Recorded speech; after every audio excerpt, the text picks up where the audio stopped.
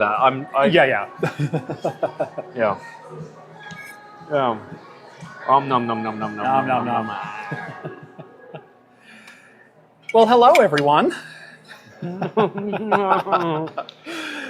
Don't mind him. He just got out of an hour-long Uber, and he's got steak. So A free Uber as well. nice. That's always the best Uber I found in my experience. Welcome to Talking Heads, everyone. Episode 329. Your once-weekly live show for the latest in beer and tech news. I'm Jeff. I'm a potato. He's a potato. Eating a potato. The symmetry is so excellent in this stream. Thank you so much for watching on this Wednesday night or in podcast form over on Anchor.fm or wherever your favorite podcasts are found. If you've never seen the show before, we talk beer, we talk tech, we talk games, pop culture, entertainment, and tonight we are live from Archive Coffee and Bar here in downtown Salem, Oregon. So tonight we'll probably be drinking cocktails because there's no beer on tap. All super chats are read on the air, or at least we will certainly try, given we are reading all the super chats off 10-inch screens. I got 20/20 vision, it's fine. Yeah, no, I do not, if that wasn't obvious. No, okay, this is a bit where you give me your glasses and let's see. Oh yeah, how bad is your vision? Oh my God, you're blind, how do you see? No. What are you, a 2? Less than? 175. Yeah. Yeah. Okay, that was eerily accurate first off. No, okay, so do we look any better now? There. Well, I can't see now. Mine has less to do with the actual, with my actual vision. It's sometimes the muscles of my eyes refuse to focus. And so this just allows everything to snap in. He's blaming it on age. Well, Dude old. I've had glasses since I was 12, so I'm not sure I can blame that entirely on age. Jeff was born an old man. I was born an old man. I was born with gray hair. I still have gray hair. I've had. I'm almost 40 and I don't have any. Son of a. Yeah, please. Thank you very much. Then, I don't want to give you food. That's all right. then let me go and grab an old-fashioned if I could. Old-fashioned? Yes. Should we do the 4 roses? Let's do 4 roses. Yeah, that sounds great. And if it wasn't obvious, we will be drinking alcohol in the show. If you're drinking along with us, alcoholic or not, we usually give some early show shout-outs as we go along. Last but not least, if you'd like to take part in the super secret chat and the even more super secret after party, think about joining the Patreon. Link is down in the video description. As a bonus, you'll get exclusive access to the Discord server where you can chat with myself, John, Rhett, Steve, sometimes Ian, all the hosts from Talking Heads, and join the awesome community that hangs out over there. The once a year I'm in Oregon. Yes. No, seriously. I had like 3 days notice I was going to be here. Yeah. And I messaged you last night. Yeah, last night. Oh, you saw it this morning. I messaged last night. You saw it this morning. Because you didn't have a stream yesterday. Yeah. Yesterday I was tired. There's a lot going on at home, and the opportunity presented itself to cancel, and I went, that sounds amazing. I could totally use a day to just stop. Which was great because yesterday I did actually get a video filmed for the channel. I woke up this morning to edit that video, realized my camera was set on photo mode instead of video mode, and so it outputted 720p at like 16,000 ISO and completely destroyed the video recording. If there's one thing worse than filming a video badly, it's refilming it. Yes. So, and that video, normally my videos are 100% scripted, word for word. I have a teleprompter in front of me. I get through it really quickly. This one I went, you know what? I just have some things I want to get out. I've done some benchmarks, so I'll read off that, but everything else I'm just going to shoot off the top of my head. And of course, that's the video that I screwed up. And none of my thoughts are going to be the same. No. Nothing's ever going to make it, you can't do the same take twice. It was a really good video. So what I did is I plugged it into Premiere, and I used Premiere's transcribe tool. Okay. So I could generate myself a script. I went through and edited it in like 20 minutes to get myself an actual script, and then I reread word for word the takes that I did yesterday. It became a scripted. I find it's the videos, either the first time I do it or the third time I do it are the best. Yeah. The second is always, you feel guilty because you miss things out. By the third or fourth time, everything is consistently in short-term memory. I feel that. Yeah. I totally feel that. No, My most frustrating thing is when I'm trying to do a video off the top of my head, and I'll get a couple paragraphs deep, and then I go, oh, I kind of went off where I wanted to go. Let me go back and try to find my train of thought from 5 minutes ago. Nearly impossible. Yeah. Even unscripted videos have to have some form of bullet points. Some cohesion, Oh, it's when I record a video and the workload is so much going to events or having other things in the pipe, it doesn't actually get edited until a month later. Yeah. And then you get 3 of those end up at the same time, ready in the same week. And you're like, oh my God, come on. I wish I had consistency or a office manager. Yeah. So solo stuff is harder than it looks. It is incredibly difficult to be a jack of all trades. And the thing that a lot of people don't realize about... I'm not a jack of all trades, I'm just a jack off. Right. The thing that not a lot of people realize about YouTube is 99% of your work is not doing YouTube. It's doing all of these small business things that lead you to produce a video. It's all the background communication, it's all the research, it's all the production, it's all the emails, all the booking clients. I always said as a journalist, 90% of the discussions I had never made it public. Yeah. Because you can't do it that way. Yeah. So, it's... So what's everybody drinking? Yeah. What did you end up I got a briar patch. Oh. Which is rum. Excellent. Thank you so much. You've got an old fashioned. I got an old fashioned. Got to try the old fashioned. So mine's very strong. Very, very strong. I think I read that one. They actually mention spirit forward in the description. So They mentioned what? Sorry? They said that one was spirit forward in the description. I don't know what that means. It means it's boozy. Oh, shit. So yeah, let's see. Elmo's got an Evil Santa from Virginia Beer Company. Little Christmas beverage going on. Let's see. Who else has some beers down here? I had the blueberry cider last night in the hotel. It was terrible. Really? Do you know what cidery that was? Was that Two Towns Blueberry? Was that? I thought this is a very Oregon-looking can. Uh-huh. But you ever get that, maybe it's an old age thing, where you go to sleep and you are really tired, but then at some point you just come awake because you feel like you're going to throw up? Yes. And so you turn over, do a 180, and then an hour later, it happens again. Yes. And again. That's It's not until you sit there for an hour on your phone, letting everything digest, that you can go back to sleep to get up at 6 a.m. to go on a fab tour. Yes. Has that ever happened to you? What is it with you and staying up till 3 in the morning when we have a 6 a.m. call for a fab tour? Stop scheduling your fab tours for the AM. I know, no kidding. PM or bust.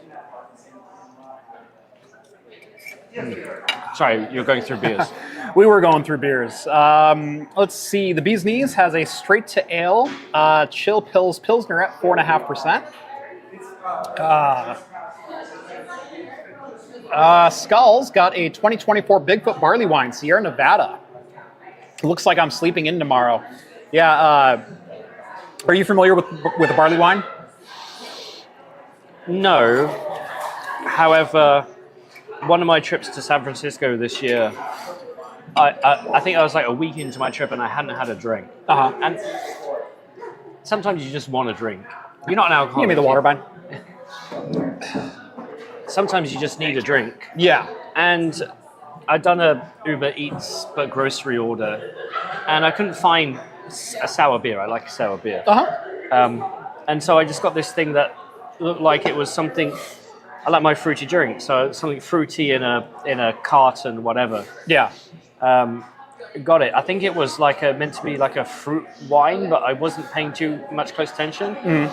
Filled it into a glass about that big. Drunk the whole thing in about 25 minutes, and then realized that was 5 servings. Is that a barley wine? No, that's not a barley wine. Okay. A barley wine is it's a very sweet malted beer. They tend to start at around 14%. Oh, okay. And so think of... So wine in that sense. Right. Yeah, it's a barley that's fermented into essentially a wine, but it's a beer because of the process, not grape based, but barley based. Yeah, they tend to start at around 14% and kind of go up from there. A lot of the Bigfoots tend to be in the 15.5%, 16% range. Okay. And yeah, Skull's gonna be sleeping in tomorrow. He didn't say if that was his first or second, but Knowing Skull, that might be a second beverage for the night. He's East Coast, so he's 3 hours in front. okay. So it's a little after 10 o'clock there. Yeah.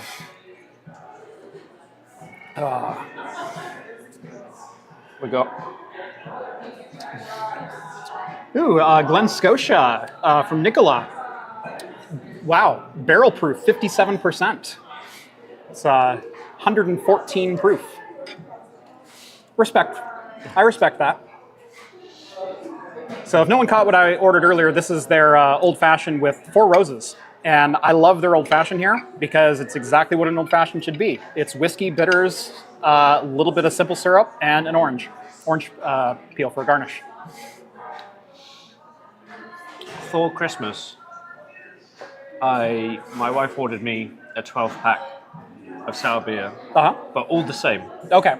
A special pina colada one, but I think they're called Vocation Brewery in the UK. Okay. And then, because I had some money in my PayPal account, which counts as free money. Yeah.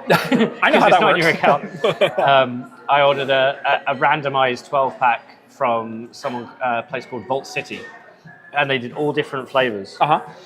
And one thing I noticed, and maybe this is just because I don't drink, I'm not into it as much as you. The ones that said modern sour beer were 4% or less. Is that a terminology you've come across before? Modern sour beer. So a sour beer was anything sort of 4.1 or above. Okay. But any bottle that said 4% or below had the word modern in front of it. Interesting. I wasn't sure if it was a them thing or... That might be a difference in terminology regionally. We usually call any light craft beer a session beer. So a session IPA would be like a 4% IPA instead of a 7% IPA. And given you noticed an ABV correlation, maybe modern is their interpretation of session or something like that.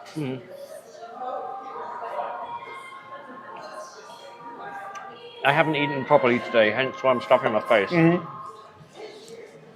No, So please feel free. seriously. I figured this is what the show was going to be. I've got fries I've been munching on here, so excellent garlic fries. Oh.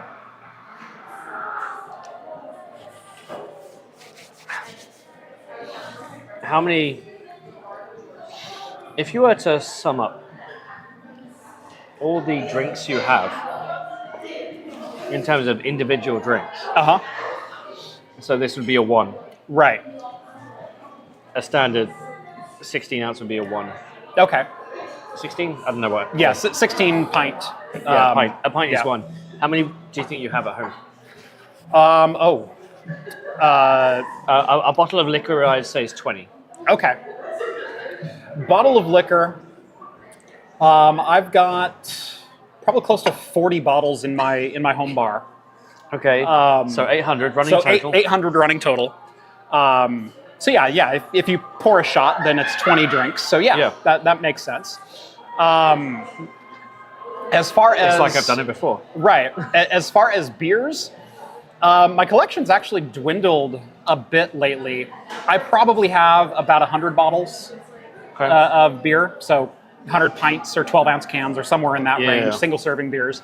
I've also got a large number of bombers, which are the pint and a half. They're the big ones. I probably have 25 or so bombers. So we're in the 950 to 1,000 range as far as like individual servings. If that's what you were getting at.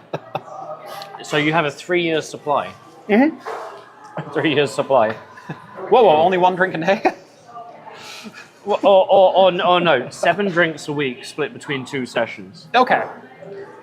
You know, we are responsible drinkers here at Craft Computing. Absolutely. I do promote responsible drinking, at least on camera.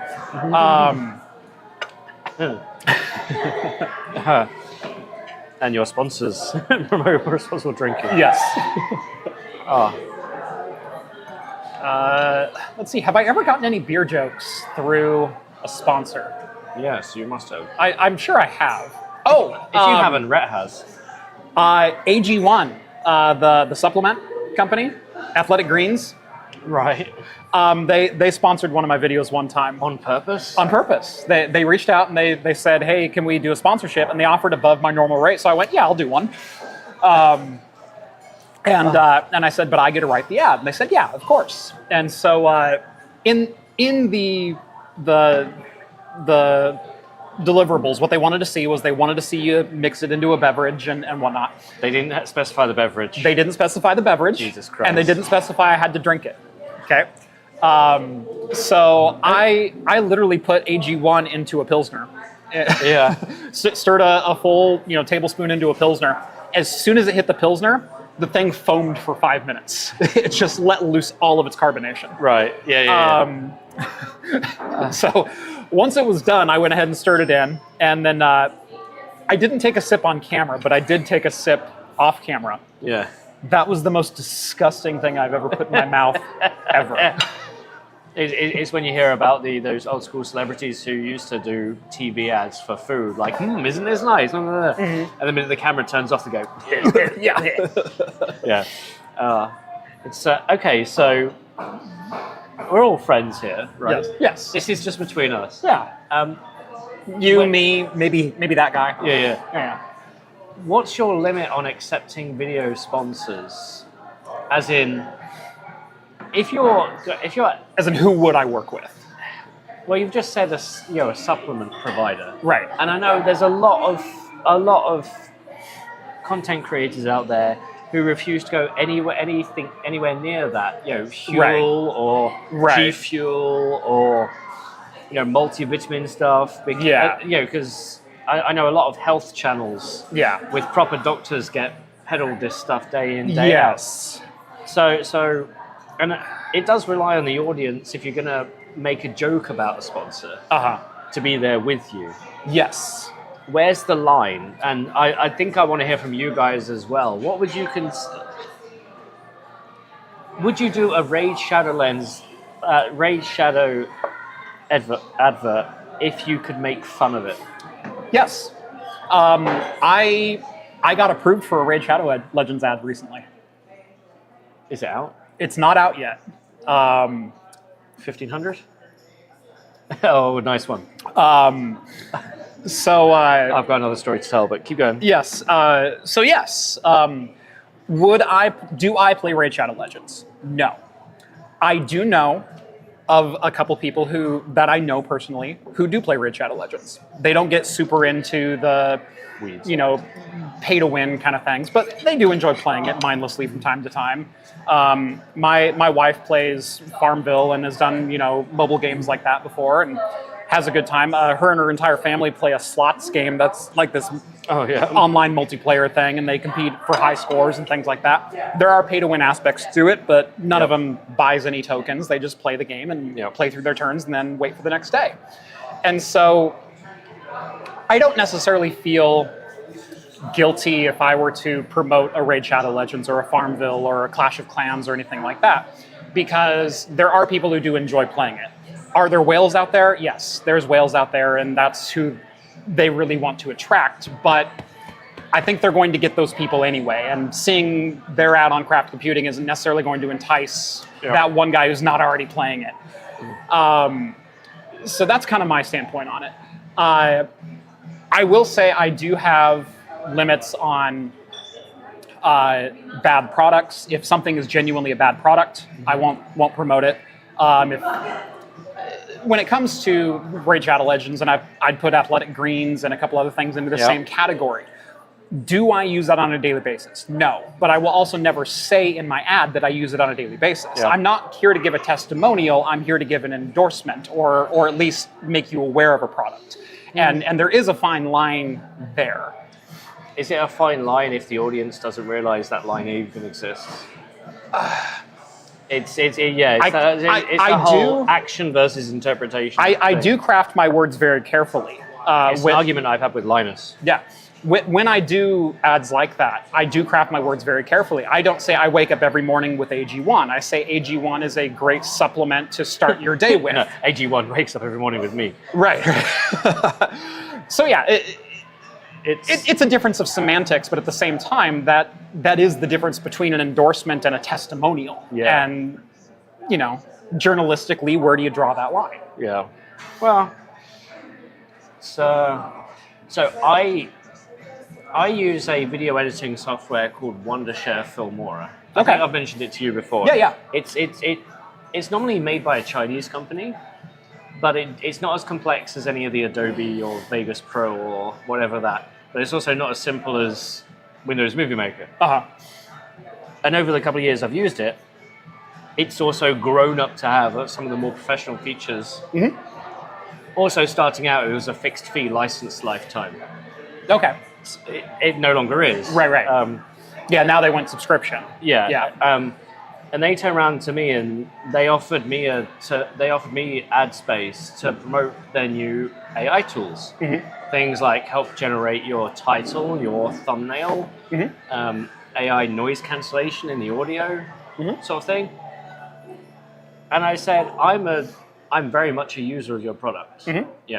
I create videos on it daily. My editors use it for consistency. Mm-hmm. But the tools that you have in your software now that you want me to promote are god awful. I'll happily promote the other side, anything else in the software that I do use that I can guarantee. So I don't know. It's there we go. Yeah, and I'm pretty sure I got asked to promote lipstick or something. Mm. Yeah, no, I've been asked to do cosmetics. I've been asked to do cheap Chinese dash cams. Every cheap thing from I'm trying to think if I've ever received the same one. At one point, Epos Vox got an adult entertainment product. Like something from Love Honey or yes, yeah. Yes. That's fine. Adam and Eve, yeah, that kind of thing. Well, I'd say that's fine. There's a joke among a few of us. Yeah. I only make adult videos. Yes. Because my audience metric is 0% mm-hmm. under 18 or under. See, I'm 1% under 18. Oh, so, yeah. It's you're teasing the youngsters. I make videos for all ages. Won't I think of the kids while I'm sitting here drinking my old fashioned, talking about enterprise server hardware? Even though the drinking age is 21. Right. No. To which my response is, I'm not their parents. My kids aren't on YouTube. Yet. My kids want to be. And they see what I do and they go, oh, my dad's a YouTuber. And a lot of my kids' friends are like, that's really cool. And what does he do? And he talks about computers. That's amazing. Like Linus. And, yeah. But at the same time, my kids also see how much work it takes and what it actually is. And, there's a lot of fun things. I get to meet a bunch of people, travel a bunch of places, get to experience really cool things. But at the same time, I spend 70 hours a week in front of my computer in my office. Like, it's also not not all it's cracked up to be. Invest in a good chair. Mm-hmm. And so I'm going to try and transition to a standing desk. It's I'm getting old. I'm putting on weight, so I need to lose 20 pounds. Yeah. And Jeff Geerling is here. Jeff Geerling's in the chat. I was just going to point that out. See, he's having his night soda and catching up on YouTube's. Old man Ian. Jeff did ask, is there a chip event going on? I will say, Jeff, that Google just announced a chip that may displace a lot of Ampere silicon. And I know you're up in your Ampere silicon right now. Yep. So there may be a few on the market soon. You can't really wait to see what that ends up turning into. Well, shall we actually start the show and talk through the news that we're going to go cover? Elmo's got a $15 super chat, first round on me. Thank you so much, good sir. Much appreciated. If I was still in Vegas, that would get you an orange juice. But yeah, let's go ahead and start the show proper. You have been literally everywhere over the last couple of days, covering a whole bunch of things, some of which you can talk about, some of which you can't talk about yet. Yeah. Let's go ahead and start on, gosh, what was it, Sunday or Monday? Google announced their all-new ARM chip that they're coming out with. So for context, Monday I was in Phoenix. Okay. Tuesday I was in Las Vegas. And Wednesday I was in Portland. Yes. Yeah. All the frequent flyer miles on the most basic economy tickets. Mm-hmm. Yeah, so Google had their Google Cloud Next event. So this is Google Cloud Platform, GCP. Mm-hmm. And the keynote for GCP was held at the Allegiant Stadium in Vegas. Yep. They say it holds 11,000 people. There were more than 11,000. There was more like 20, it felt. I mean, there were also people seated on the arena on chairs. Okay. Yeah. So. Oh, Allegiant holds way more than 11,000. Yeah. Bearing in mind that Jensen from NVIDIA had a keynote at GTC a few weeks ago with 10,000 people. Yeah. And he said he was treated like a rock star because everybody was cheering when it came out. Yeah. This Google event, at least 20,000 people there, cheering on the CEO of Google Cloud. Mm-hmm. Who's the CEO of Google Cloud? That's the problem. It's a guy called Thomas Kurian, or TK for short. Okay. He's very recognizable if you go Google a picture of him. Yeah. You'll never forget the face. But yeah, they had 1,000. It's their yearly developer plus partner event for Google Cloud Platform, and you always hear about Amazon, Azure, Oracle Cloud, or some of the others. Yeah. You don't hear much about Google Cloud, Right. really. But there were so many people there, and they had 1,000 announcements. 99.95% of them were software. Yeah. That's kind of what I gathered skimming through the news earlier this week was services that are up and coming, services that got updates, or services that no longer exist, as Google's famous for. A lot of it was companies building on top of Google services. Yeah. So this whole thing about AI and AI agents. Yeah. Companies using our latest AI in our cloud. Yeah. So in terms of software, the big thing for me was so OpenAI has ChatGPT. Google has Gemini. Yeah. Gemini is their name for their large language model service. And Gemini Pro has a context window, so that's how much the model can memorize of 1 million, we say tokens. Tokens is a bit abstract, so it's really like 800,000 words. Because on average, a word is like 1.2 tokens. Okay. That's just how the math works for the. But the point is, you can go to your Google Drive that has a ton of documents, like 150 resumes, and ask the chatbot questions, and it will take all the documents in as input along with your question, and give you the answer. Okay. Whereas with ChatGPT, you can like add in a picture or a text file or a Word document. And it will just be that document because the context window is a lot smaller. Right. Technically, you need to take into account what 1 million tokens of context window is. Because actually the problem scales with the context window, but quadratically. Right. It's either square, quadratic, or exponential. Yeah. Google have found a way to do it. That's pretty cool. And the one thing that they announced that I'm intrigued of is doing that, but for Workspace, which is their enterprise platform. So as a company, I have my emails through Workspace, I have my domains through Workspace, security through Workspace. They also have a meme generator. I call it text to meme. They call it live picture. It's basically like a 30-frame GIF. Nice. So yeah, it's definitely text to meme. On top of that, they also have. And that's being added to Workspace? It's part of the ecosystem. And the other thing that impressed me was they're now doing proper video generation. People, audio, backgrounds. So the point is, you can give it your back catalog of videos. Yeah. and a script, and it'll try and create a new video based on your script. That would have been really helpful today when I needed to refilm a video. Yes. Yeah. So that's coming. It's still in private beta now that I know people at Google trying to get in on it. And yeah, the other thing was silicon, which is where I play.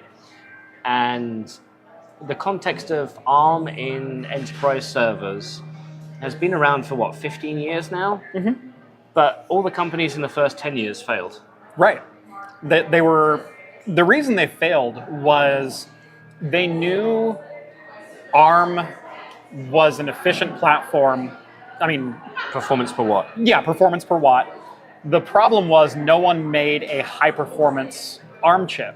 And so the use cases for massively parallel workflows via ARM data centers or whatever were very few and far between versus just scaling out an x86 platform and using 1/10 the capacity to do the same thing. Yeah.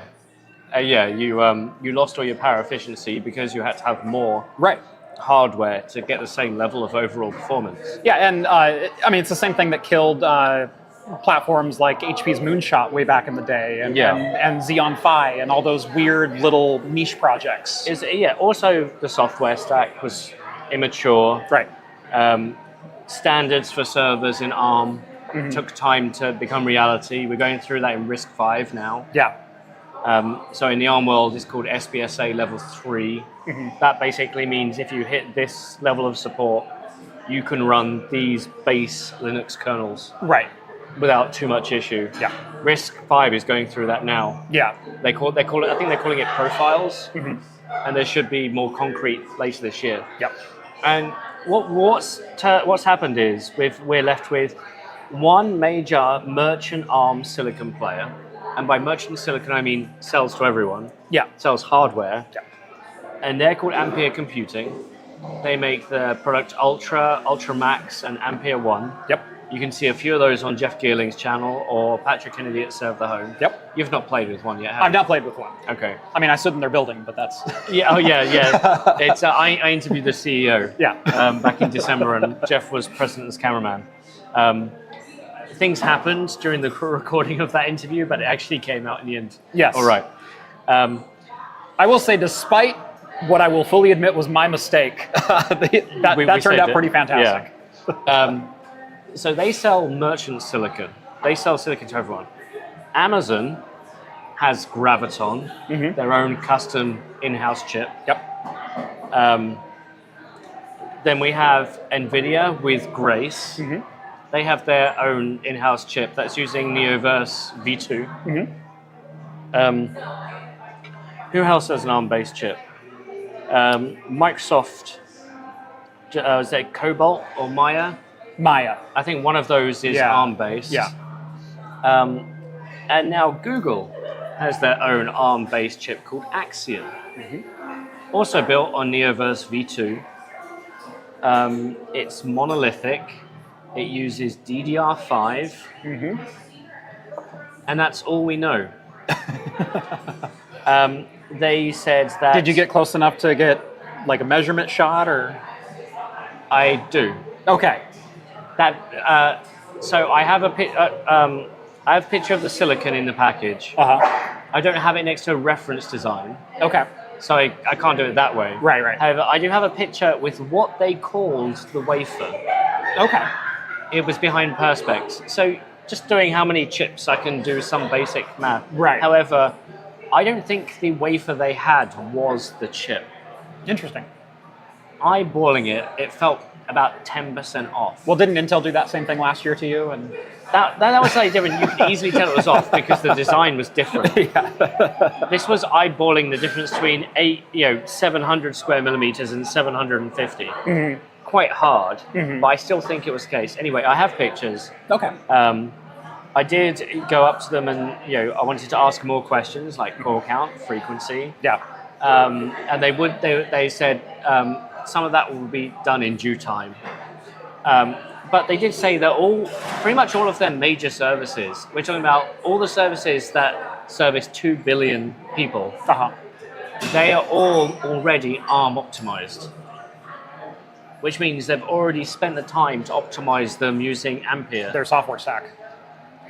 Which means that when they deploy this chip en masse internally, Yeah.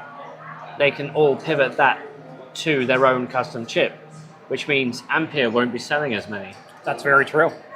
which is tough for a merchant silicon. Yeah. It comes into a discussion I've had many times about how credible is ARM in a data center, but also who's making their own chip and will it work?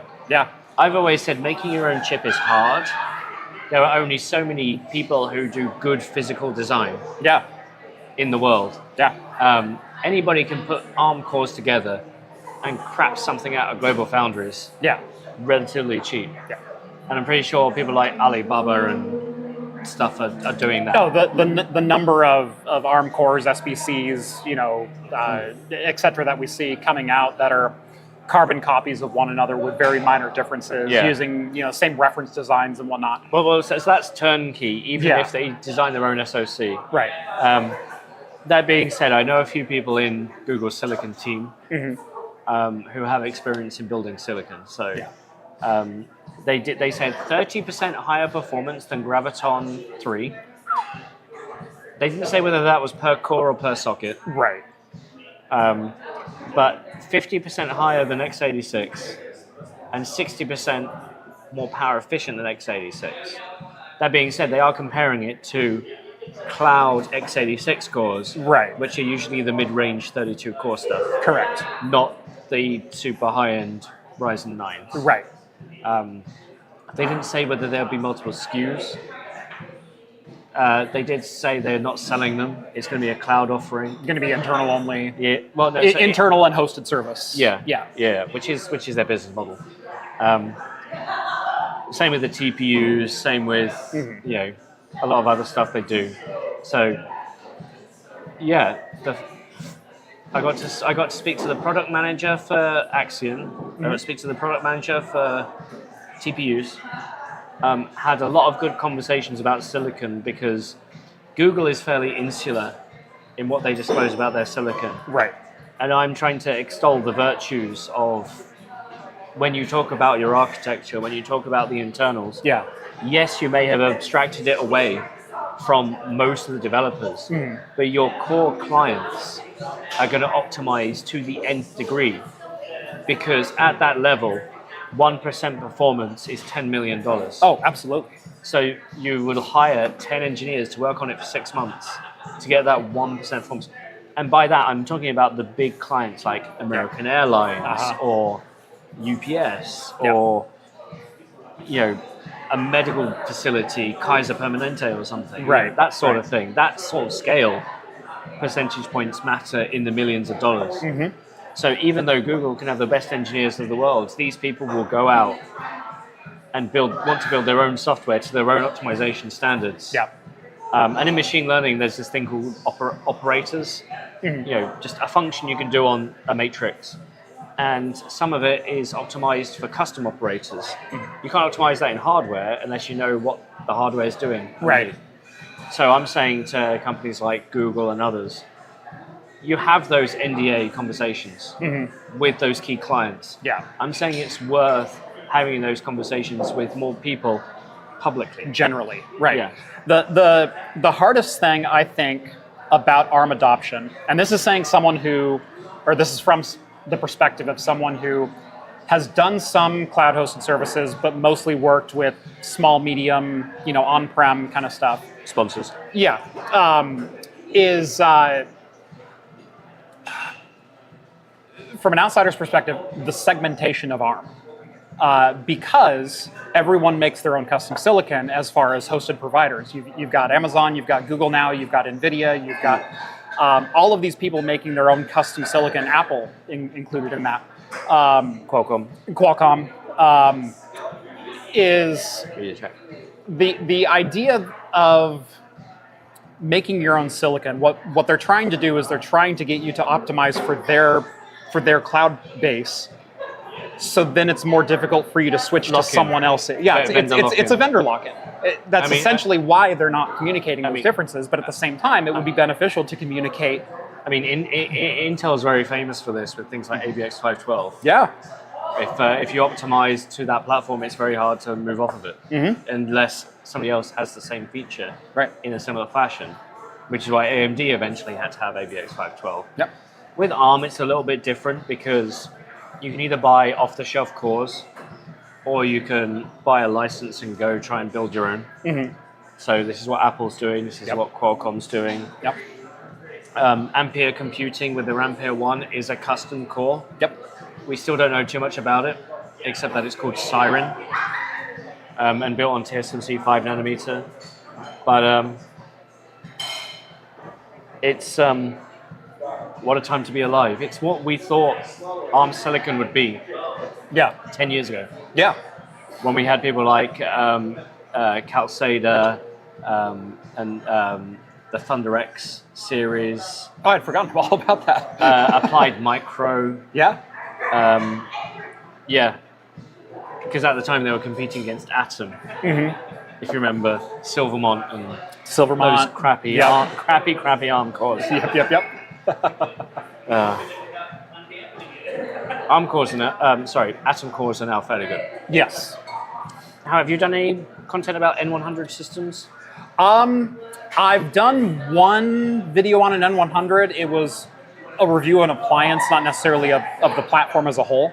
Was that the NAS? Yeah, that was Zima, the Zima Cube. Okay. Had the N100 in it. The N100 is a good little system for a general purpose NAS device, gigabit firewall, that kind of thing. I think it slides in there very nicely. For a lot of my audience who might be looking at something more than general purpose, they might want some virtualization on top of that. Maybe they want a media server. Maybe they want these other things. 4 cores, 4 threads at 1.8 gigahertz. Yes, it's only 6 watts.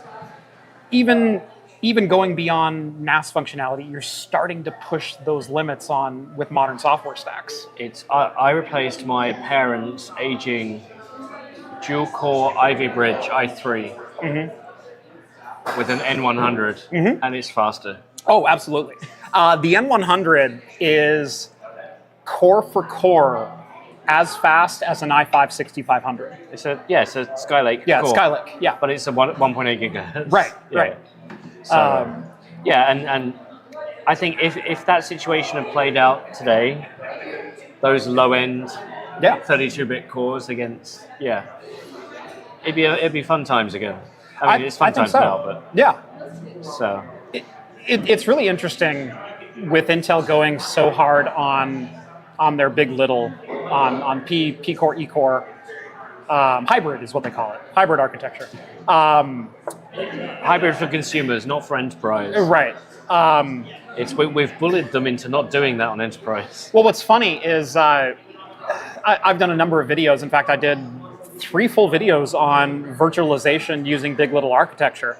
And what I found is that with the new kernel implementations, it not only works, it works amazingly well, and you actually get faster than bare metal performance because the Linux CPU scheduler is taking over. If you're running a process on Windows, what it will do was it will allocate. If you have a single-threaded operation, it'll allocate it to the fastest P core. If you have a dual-threaded application, it'll do the fastest P core and its hyperthread. Yep. It doesn't spread it up between 2 different cores. It will automatically go to that hyperthread. The Linux scheduler, if you're running Windows inside of a virtual machine, will automatically schedule the 2 fastest P cores, primary threads, and let it run. There's a way around that. Disable hyperthreading. Yes. But that being said, so my daily laptop now is Meteor Lake. I got one at CES as part of the review program. Nice. And the way that schedules workloads is they start off in the low power E cores. And then they get migrated to either P or E. Okay. Now you may think, well, that adds latency. It's less than a frame. Yeah. So you don't notice it. Right. I've not noticed any issue. Well, I've not noticed those issues. Right. I've been using the system now, where are we, mid-April? 3.5 months? Yeah. 3 months practically. Yeah. The only thing I did hardware-wise was it's got 32 gigs of memory, which is good. Yeah. Shoved in a 4 terabyte hard drive, and now that's what I edit videos on. And it's got an NPU. which works. Nice. I was in the Google keynote on my Discord server with my video active, and it was blurring my background and doing eye gaze correction through the Windows experiences on Windows 11 using 20 to 30% of the NPU. Nice. I posted this on Twitter and I said, this seems interesting. Yeah. How long are we into this keynote? 50 minutes. How much battery do I have left? 90%. That's pretty impressive. We're getting to a nice place. Yeah. With thin and lights. Yeah. On the premium end. You do have to, I think the device I got notionally it would retail at 2,000. Right. And it doesn't have a discrete GPU. Right. Sometimes that's a hard sell for a lot of people. Yeah. For a business use case, I don't want a discrete GPU in my laptop ever. I've had enough problems with discrete GPUs in my laptops. I kind of agree with that. Sometimes I just want to disable it completely. I mean, literally pull it out for power reasons. Yeah. And then put it back in for video editing reasons. Yeah. And no system I've had with a discrete GPU in a laptop has ever managed that gracefully. Or it's always required restarts between them. Right. I don't trust idle power. This is the first time I've genuinely thought about it. But you're right, and I haven't had a discrete GPU in my laptop since 2013, probably. And back then it was terrible. You didn't even have no Optimus, no... Optimus was out in 2013. Or thereabouts. Yeah, no, it would have been out. It came out roughly with Sandy Bridge. Yeah. And I think, in fact, my laptop was Sandy Bridge. It was one of the first gens with Optimus. Yes. But had a discrete NVIDIA GPU, had NVIDIA Optimus. But since I got rid of that, I've got the APU. I've got the... Yeah. This is not even a 7840. It's a 6800U. It's a 6000 series AMD. This thing has been rock solid. Battery life's amazing. My Meteor Lake sample is an Asus ZenBook UX 405M. I've been watching a lot of Gotham Chess recently. So the name of the system is The Book! Nice. It's one of my first ever videos I did on my channel was, what do you name your system? Because I think for a lot of us, especially people on this channel, we give our systems names not only to identify them on the network, but also if you use them, to have a personal connection. Yeah. So my desktop at home is still called Coriolis, just because that's a cool physics thing. Yeah.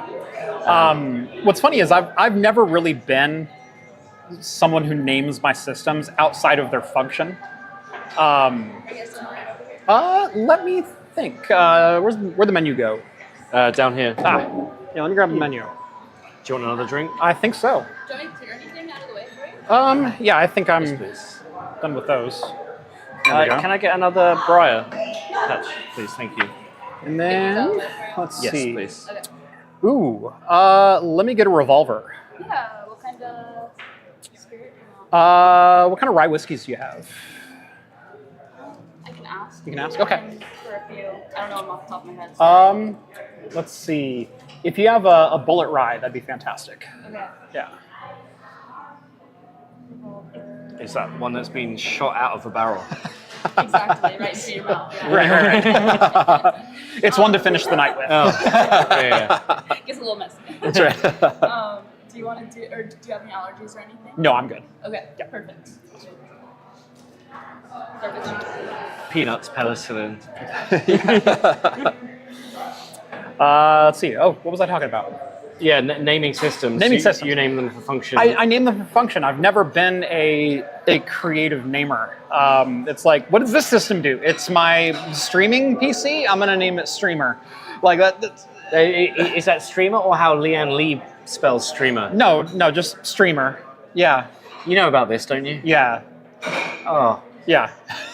spell streamer. STREAMER. Spell streamer. STRIMMER. Spell streamer how Leanne Lee spells streamer. Gosh, well, STRMR or something like that. STRIMER.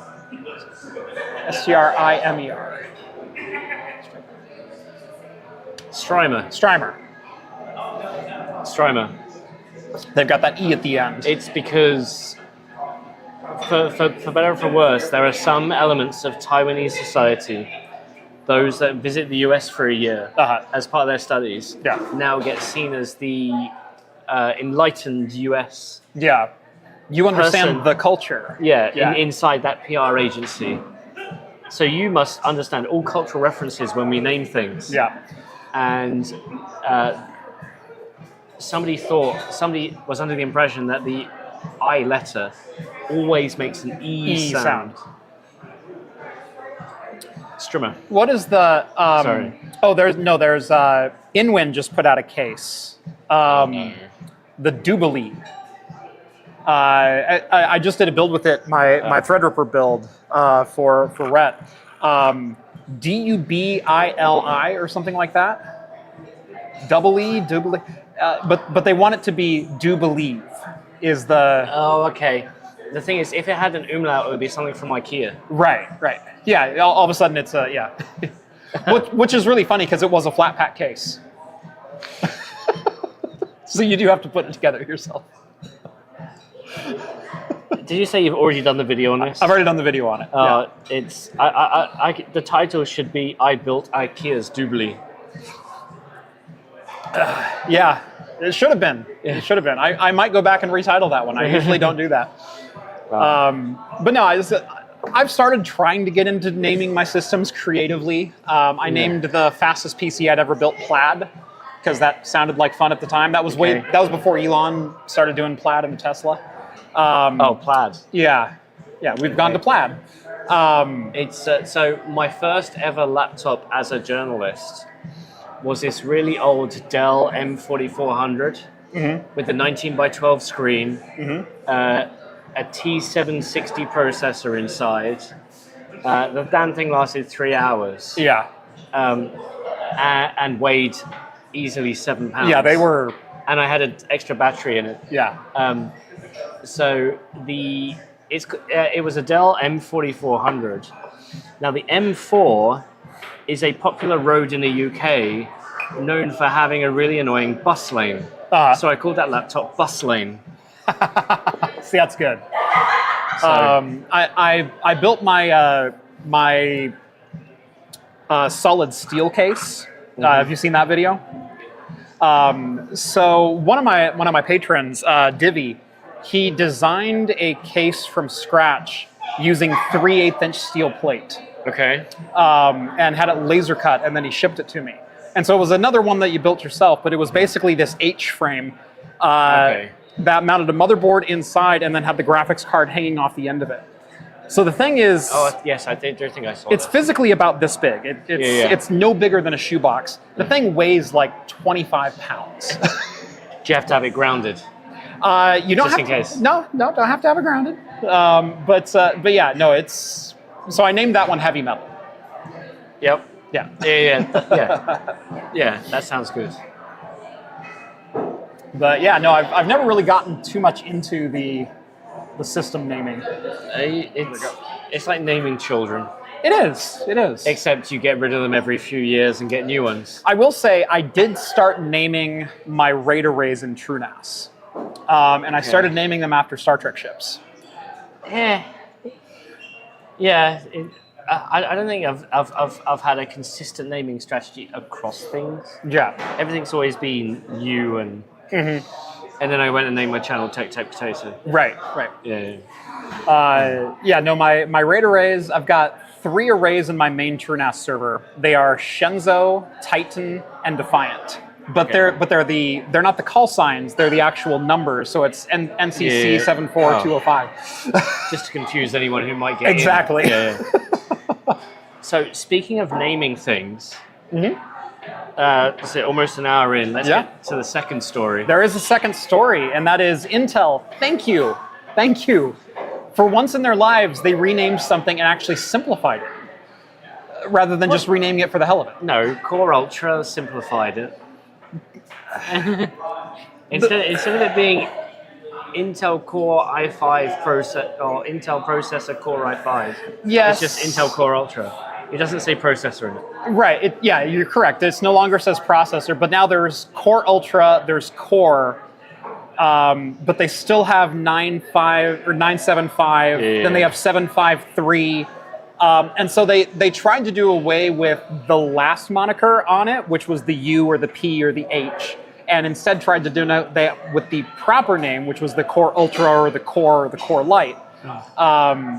But then you still have the different tiers within that. It simplified it in some regard. At least I don't need a turntable and decoder wheel, a la AMD.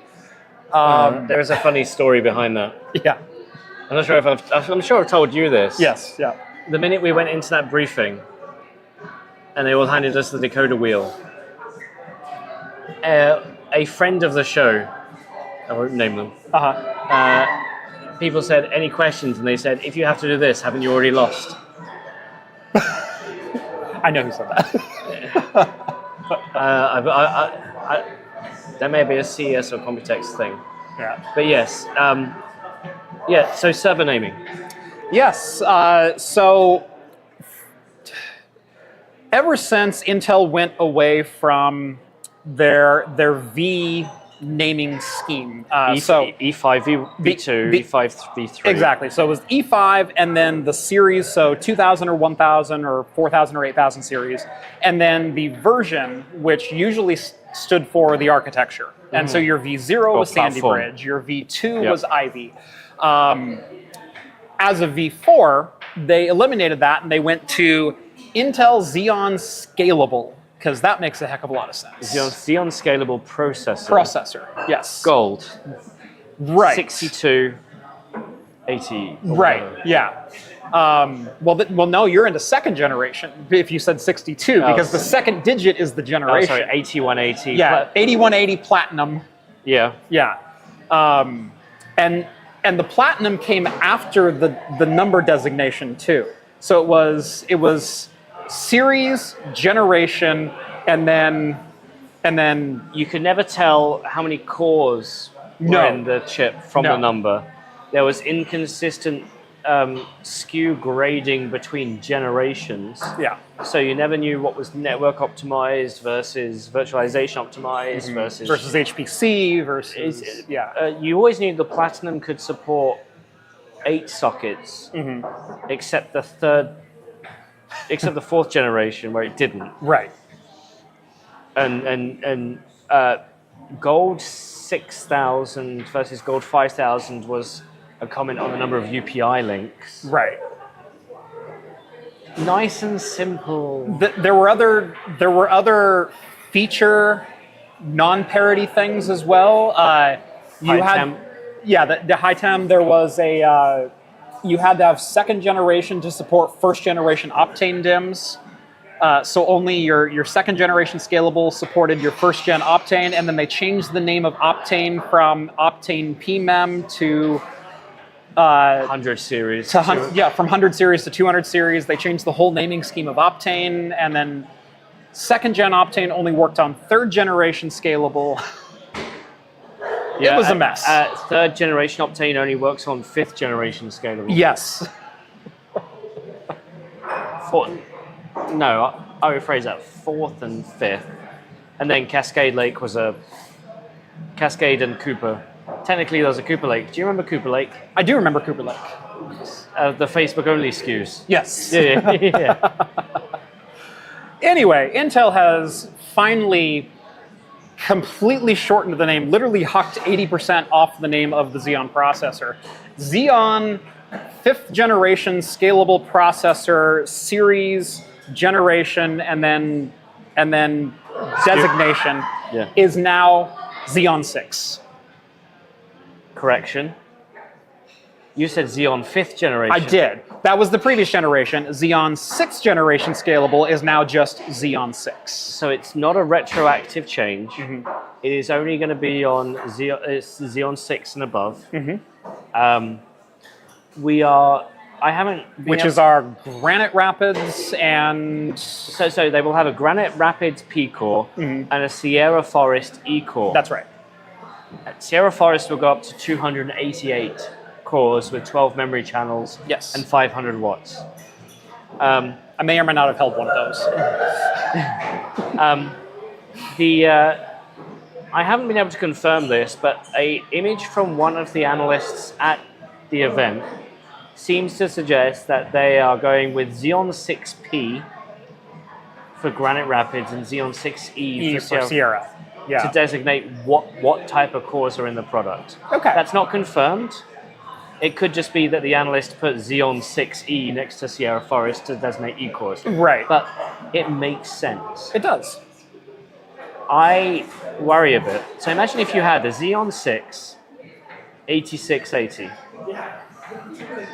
or the Xeon 6P Right.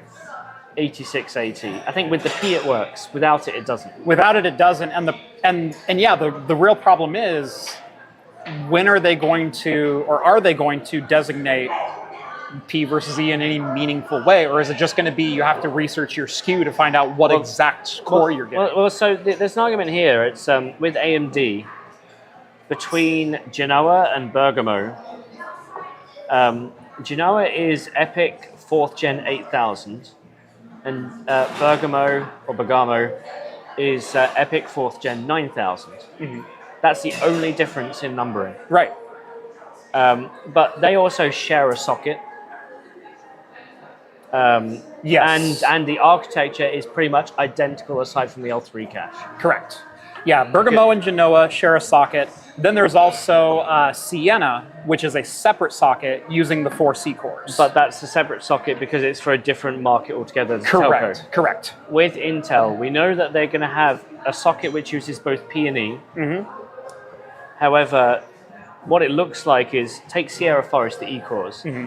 You'll have one version of the chip which has 144 cores and 8 channels, Mm-hmm. and another socket which has 288 cores and 12 memory channels. So they look like they're doing a standard and an advanced socket. Right. And each socket will have both P core versions and E core versions.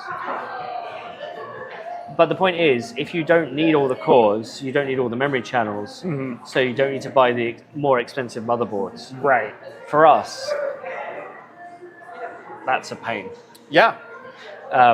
Based on how easy it was back in the E5, V2, V3, V4 era.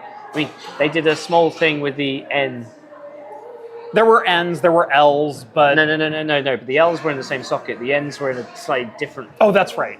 That's with right. the 2011 socket LGA 2011-1. Yes, there was a -1 socket. And that threw everybody for a loop. Right. You can get the chips really easily on eBay. You can't get the motherboards. There's no for such laptop thing as money. motherboards. Yeah. So renaming to Xeon 6, I think, has been universally accepted as a good move. Yeah. Think of all the ink it's going to save in type. The thing is, so the story is that the reason why Intel went for Xeon Scalable processor is they hired a new senior marketing person, not the CMO, but somebody high enough up, Right. who was, this is a story I'm led to believe, so I'm correct if anybody knows any different. Right. This person had a history of working for, thank you very much, Thank you. had a history for working for Gillette and Staples. So I don't know what gives you the experience of naming stationery and razors. And razors. Right. Given that razors, you just add a blade. That makes you... There's so much symmetry there. Yeah. I mean, that was a great hire. I don't know what about that gives you the official experience to go changing the name of enterprise CPUs. That person has since left Intel, and we get this nice change. That person currently works at AMD. And yeah, it's I've seen him in person. I've never spoken to him directly. Yeah. I'm very much of the opinion that even though this is a story I tell, because it's what I've been led to believe, the reality is likely designed by committee. Right. However, there is some correlation in the timing Yeah. that's a bit hard to ignore. I always kind of assumed, because with the Intel V0 through V4, the designation after E5 was typically the number of supported sockets for the platform. So your very first number of your E5 Was 2650 or 1650. 1246. Right, Eight. exactly.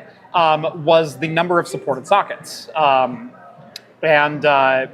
But there was also an E7, which was a separate socket altogether. That's where we get the 2011 V1 or 2011-1 socket. Yeah. That was an E7 platform. E7 were only 4 and 8 socket. Correct. Yeah. You also had E3, but that was the consumer socket. E3 was the 1150 sockets, Yeah. right? And so I always assumed that the Scalable name came in using a similar designation, but because it was one socket that can scale from 2 to 8. That was my assumption.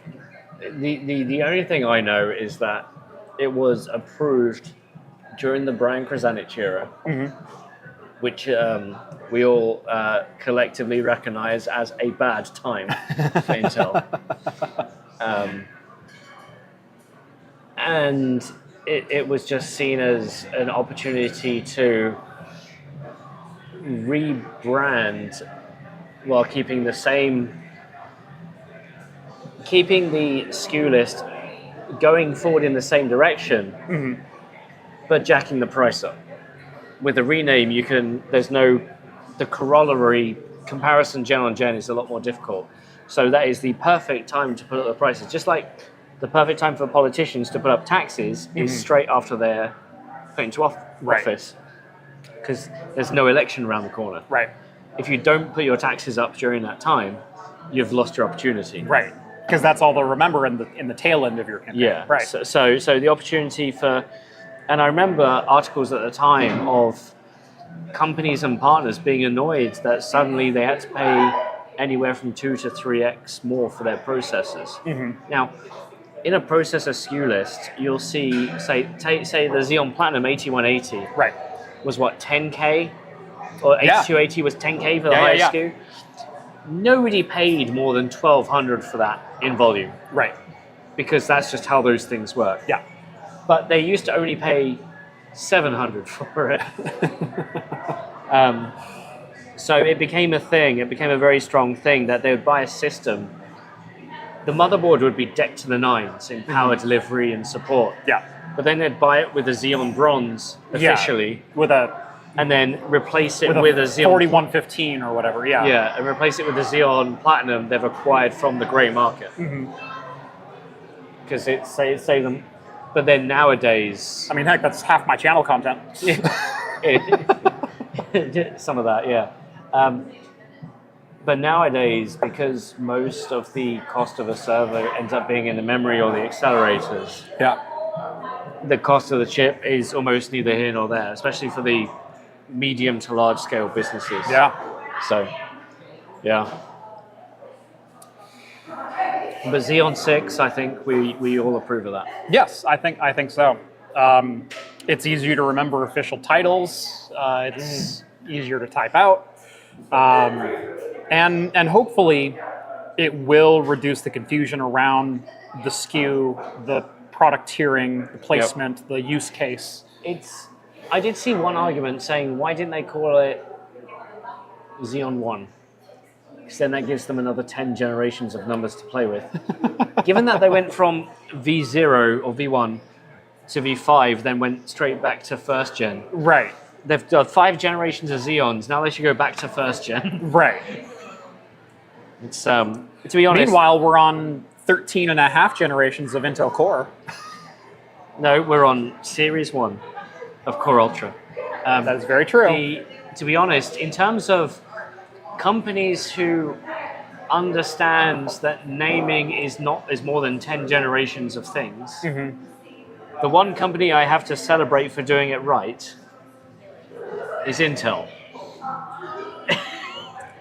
Alchemist, Battle Mage, Celestial, yes.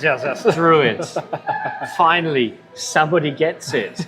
Whoever that person is who came up with those names, go work in the server processor division. Fuck's sake. What's funny is that actually used to be the naming scheme for a lot of software implementations back in like 2005. I remember Android. Android. Yeah, I remember talking to my dad about this because he worked in... So software is easy. You don't have a million SKUs. Right. Unless you're Microsoft. Right. So he worked in the medical field for years and years, and he goes, it is so frustrating for him trying to keep up with names and versions and whatnot, because he goes, yeah, we just got done with Ice Cat, and now we're moving on to Fire Chicken or whatever. It wasn't that bad. But... They didn't even follow alphabetically. Right. What I'm saying is you have to have a schema. Right. That is a scalable schema, and ironically, scalable processor schema didn't scale. Say that 5 times fast. Scalable processor schema. Scalable processor schema. I don't know if I can even say that twice fast tonight. It's So Xeon 6, good move. There is another Intel announcement worth talking about. And for those of you who follow me as well as Jeff, may recognize I play a lot in the AI silicon space. We've spoken about NPUs on the stream already. Yep. But we know that NVIDIA has the GPUs, and the latest one they announced was Blackwell. Yep. With Ampere and Hopper selling millions every day, it seems. Yep. So apparently, if you want a Hopper now, you have to wait 57 weeks. Yeah. Lead time. Yeah.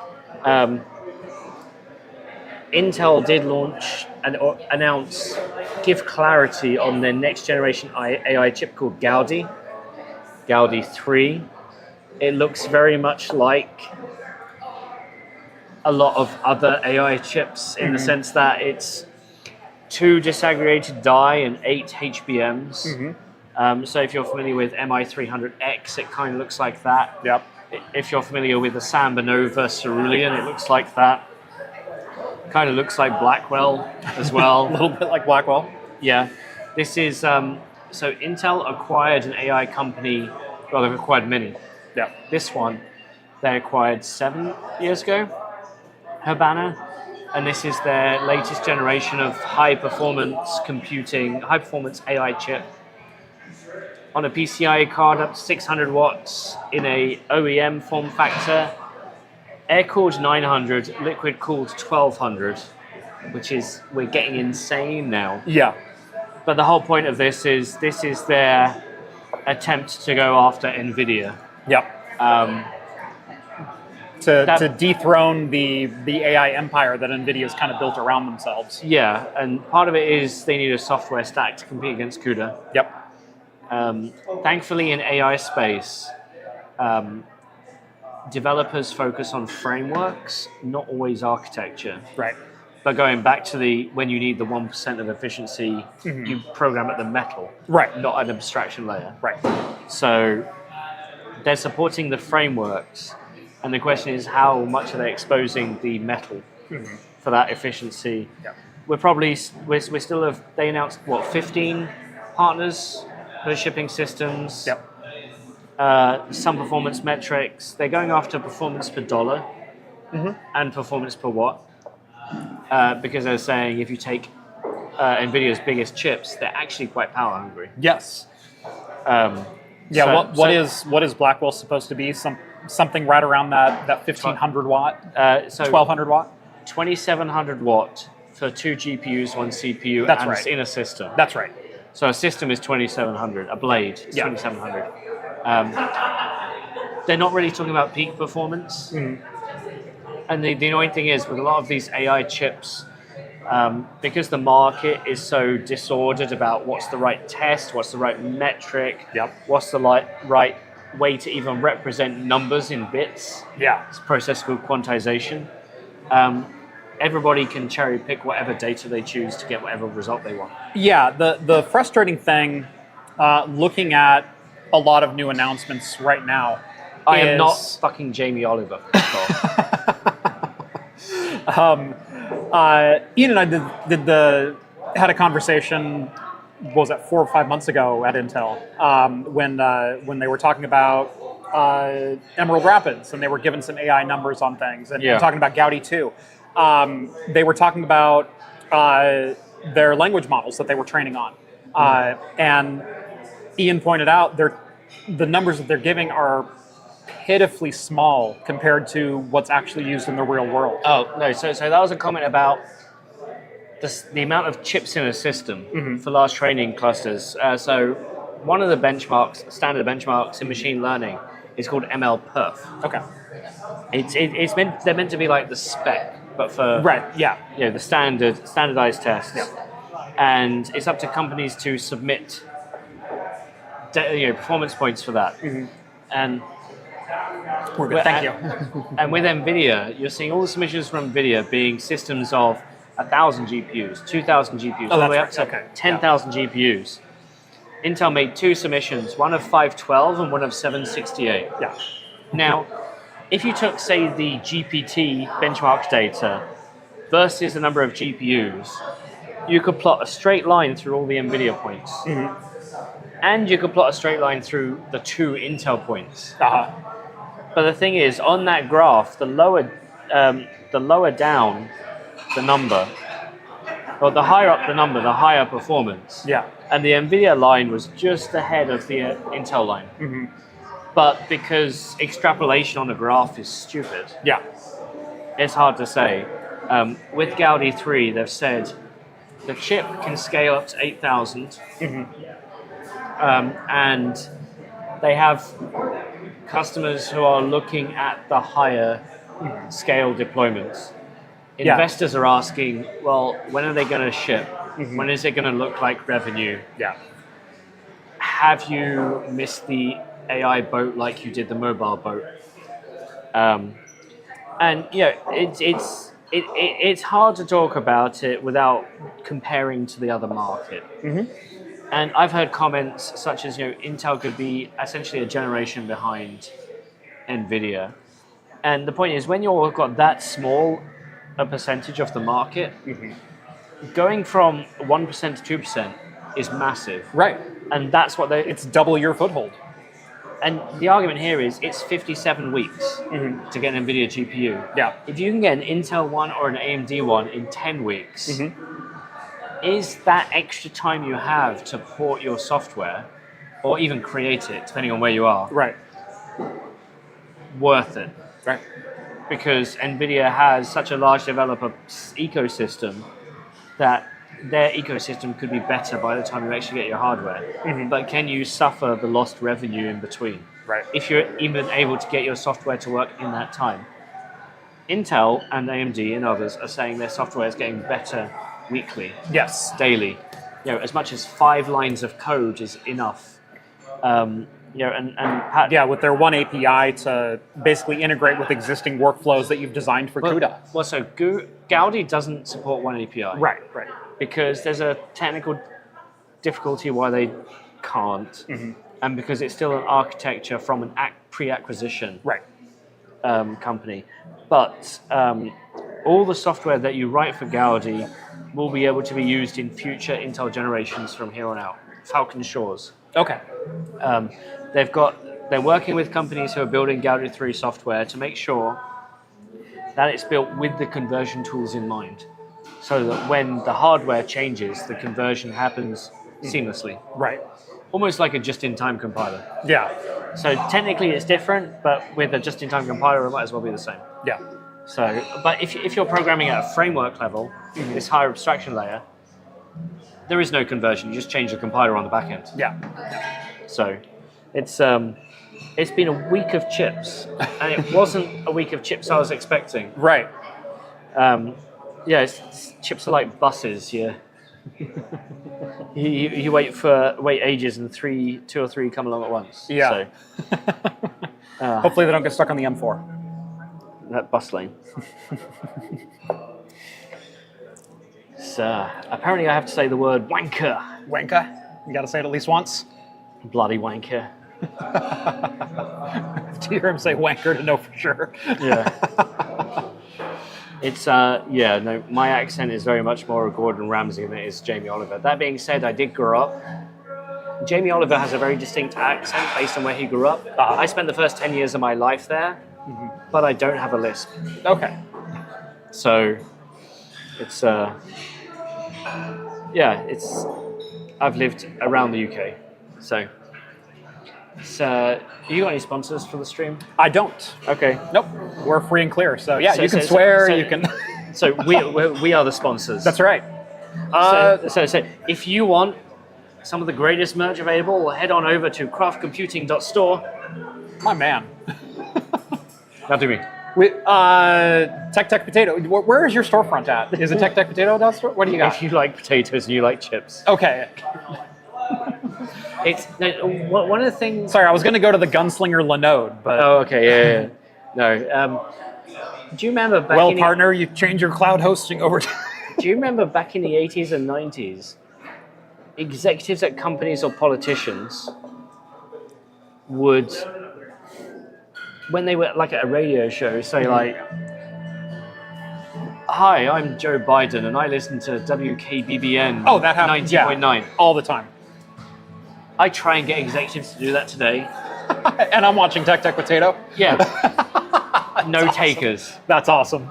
It's. I think I'm going to have to pivot to other content creators. Yeah. And at the end of my ad read, okay, it might be an ad read for somebody else. Yeah. But I'll put that in as the ad read at the end of the ad read. There you go. I'll get an Austin Evans saying, You're watching Yeah. Tech Potato. "My name's Austin Evans, and you're watching Tech Potato." That'd be amazing. I bet you the creator community would get in on that. Oh, they'd totally rally around that. Yeah. Whereas, it's become such a thing of corporate PR. Yeah. It's like, I don't want to align myself with that, because if I do it for you, I have to do it for everyone. And what happens if that one creator says something wrong and gets canceled or whatever else? And, To be honest, I think we could do it with AI now anyway. oh, we probably could. You have It's how many hours of Lisa Sue audio on at your disposal? Right, you can clone somebody's voice with less than 5 minutes of audio. I know, because Some of the latest models are 15 seconds. And they're shockingly good. Yeah. Do you know John from Asianometry? Or do you know of him? I know of him. I've never met. You watch the channel? Yeah. It's even if you met him, you wouldn't know it was him. As he says, I don't show my face because I'm a generic Asian dude. But John has a very particular style of how he does his videos. It's voiceover B-roll. Yeah. They're incredibly well researched. Yeah. Even though I do sometimes have issues with some of the things he says. But he always has great B-roll to go with it as well. I am having a contest with a friend of mine at Computex. Well, not sure whether it'd be great to get your guys' opinion whether this should be a contest or a collaboration, Okay. right? We're going to give ourselves a time limit, like 4 hours, me and this other person, to create a John from Asianometry video purely using AI. Ooh. All we have is access to John's videos and John's scripts and a title of a theoretical but obviously fake video, Right. such as how Elon Musk landed on the sun, or why the transistor industry is rallying around cheese. Something that's obviously fake. Right. And our goal is to make a 5-minute video Yeah. that's purely... If you thought 6G was bad, wait till you hear the side effects of 6G. It's proof that looking at an eclipse is good for your eyes. Given we've just had an eclipse. Yes. And so we don't know whether this should be combative or collaborative, Yeah. because me and this other guy, we have experience in different AI tools, and we want John to judge at the end. Nice. I can tell you. To me, I've got my cameraman coming with me to Computex, so we're gonna film it. I think you do blind submissions. I think you both do your video and you Right. give them both to John and say which one is better. It turns into a React video. Yeah. But it's part of me wants to do it because let's see how good AI tools have gotten. No, part of me is like, it's going to be eerily worrying how good AI tools have gotten. Yeah, that's part of it. And another part of me is like, John, you no longer have a job. That means You have been replaced. you'll be replaced. I mean, to be honest, it's for a certain amount of tooling, if I could recreate myself with my mannerisms and generate scripts. I gave it some serious thought this morning rather than having to reset up my camera, reset up my shot. Could you have a model? Could I have a model that could do 85% of that work for me? One of the other things is it's difficult for me to film in the morning because I usually drink a beer when I'm filming.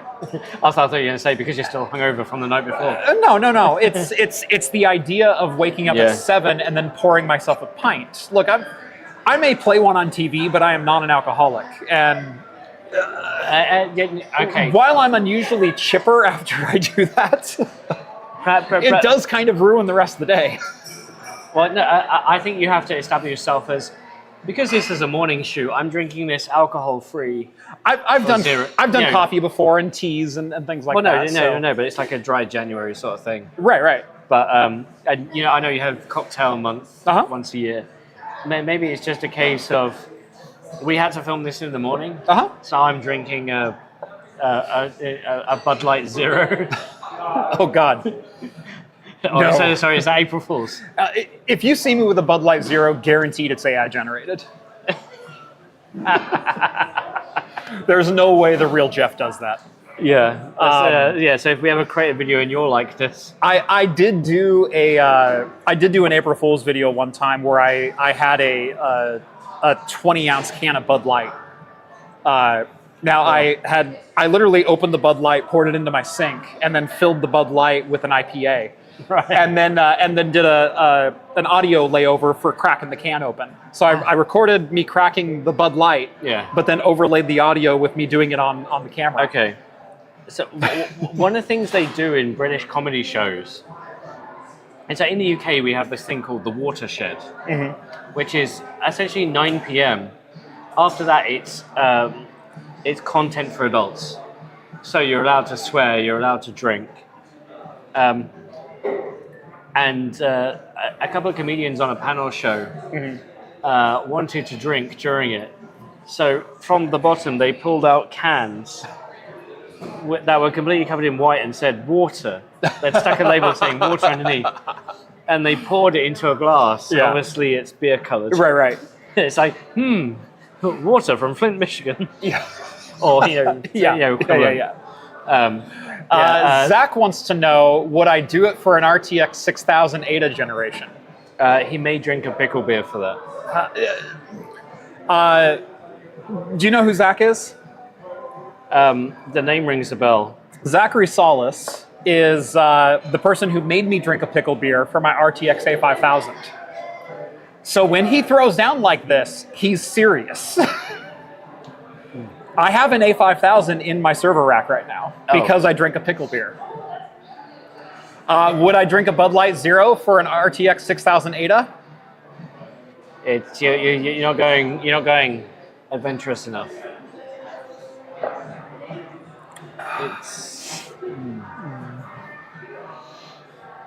What would you have me do for an RTX 6000 Ada? I can't say that on camera. Well, the night is young and full of terrors.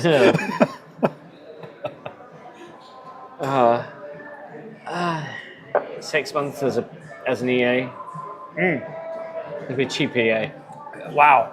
Yeah. Aaron asks, can someone provide an example of a good AI script? So I did a sponsored video for a client. It was semiconductor equipment, and I wrote the script. I wrote 1,200 words for a 10-minute video. I put it into a language model engine and said, make this more accessible and relatable to a wider audience. And it came back with, basically, it rewrote the script in the context of an analogy of this tool being a chef in a kitchen But not it's both. It's the chocolatier, it's the baker, it's the fry cook, it's the sous chef, it's the head chef, all in one, and it can do all these things instantaneously. I eventually got enough output together to put a good script, and I said to my client, "Which script do you want?" Yeah. I even put both scripts through an audio generator program for them to hear it. Yeah. Guess which one they went with? The AI one. Yes. Yeah. In that video, I did the script and it came out to 8 minutes. I had billed them for a 10-minute video, so I thought this is a bit short. Yeah. So I wrote another couple of paragraphs. I AI generated my voice, put B-roll on it, and nobody has ever identified which video this is. Or nobody from the video sponsor said anything. Yeah. My wife couldn't tell. That's impressive.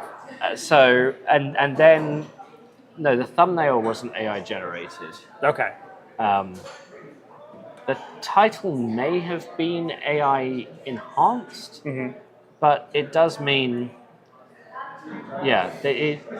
it's coming along. Use cases like that are precisely why I'm excited. I don't think... I did most of this on a plane. Yeah. Where you can't record audio, and you can stitch together things like that. So... Nice. It's use cases like this that kind of back up my opinion that in the creative space, AI is going to be a powerful tool for the creatives that are already in the space. It's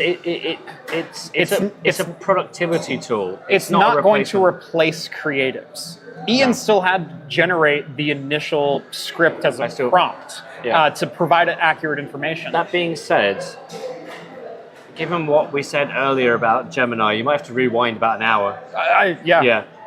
With this large context window, if all I can do is give it a new topic and put in all my previous scripts, maybe it can do that. There is something about generating a script in your voice for what I do, and in fact for what you do as well, which is talking about literally bleeding edge things or reviews that don't exist yet for products that are just coming out.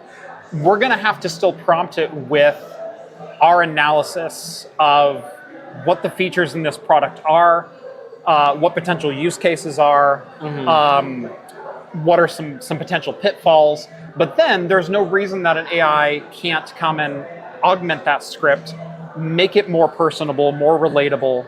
Well, it's just take your phone and spend a couple of minutes just recording a spec list in your voice and putting that into a model and saying create a video based on a spec list based on how I've done it in the past. Right. And in general, I feel positive. Yeah. And here's the negative. Right. And that's it. Yeah. And it does it end to end. It's, there's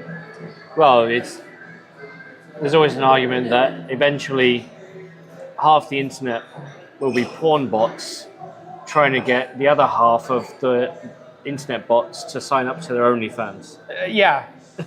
I mean, I've been on Twitter lately. What, you mean you don't have chips in bio? I don't have, no. I get chips in bio.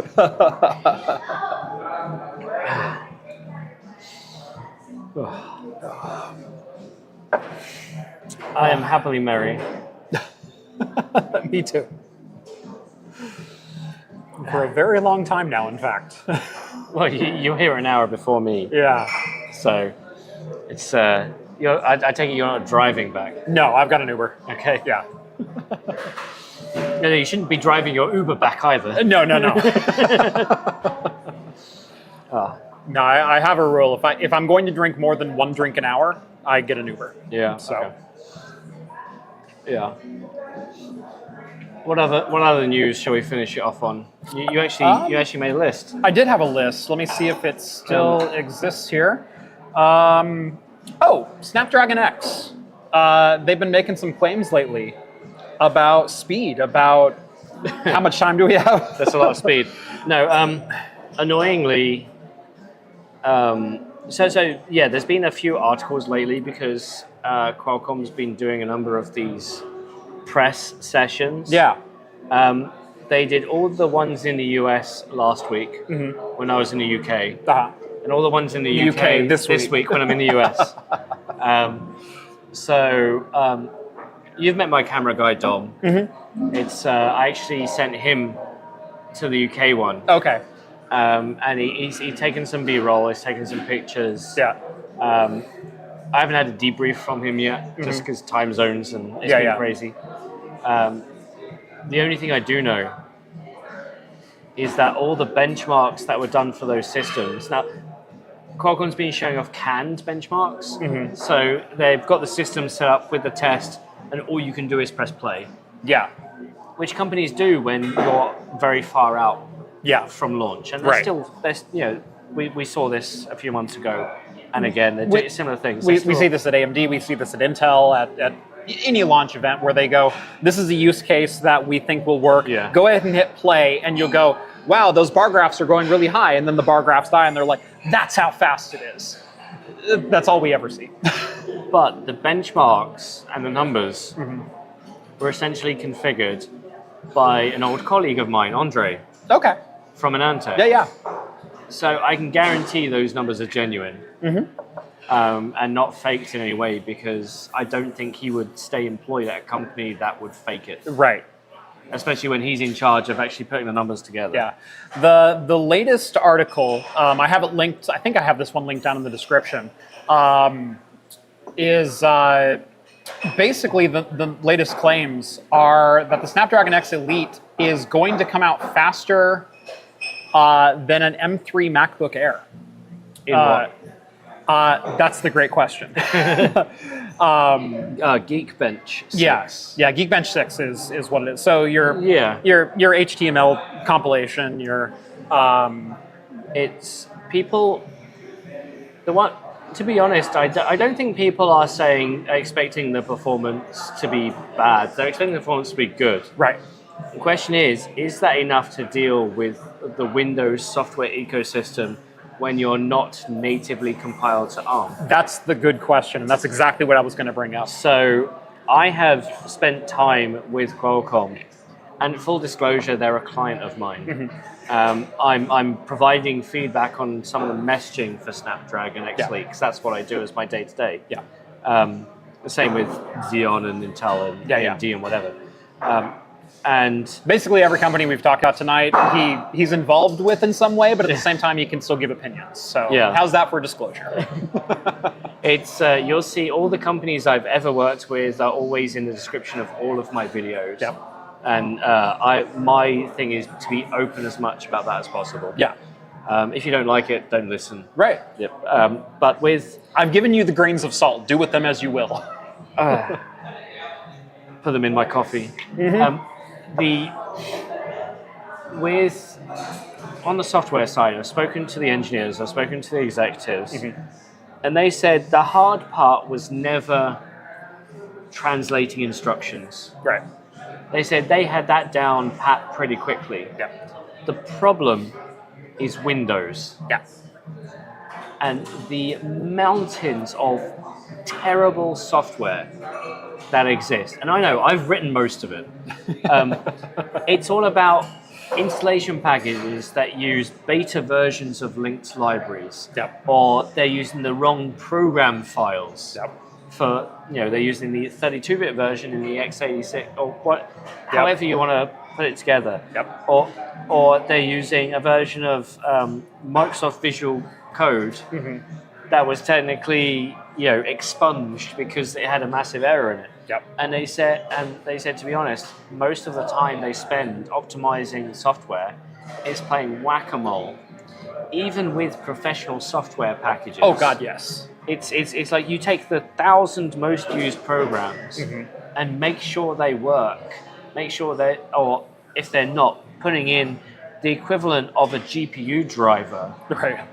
Right, because you know how GPU drivers are essentially per game specific. Yes, yes. You have the generic one, which is okay, and you have Qualcomm are going to end up playing whack-a-mole with that for a long while. Yep. Until we've now got Chrome native, Microsoft Office Suite is native. I think Adobe has some nativeness. Adobe is getting there. Yeah. And so when that happens, that software no longer becomes an issue, because then it becomes the software vendor's duty to build it for ARM. Right. Natively for ARM on Windows.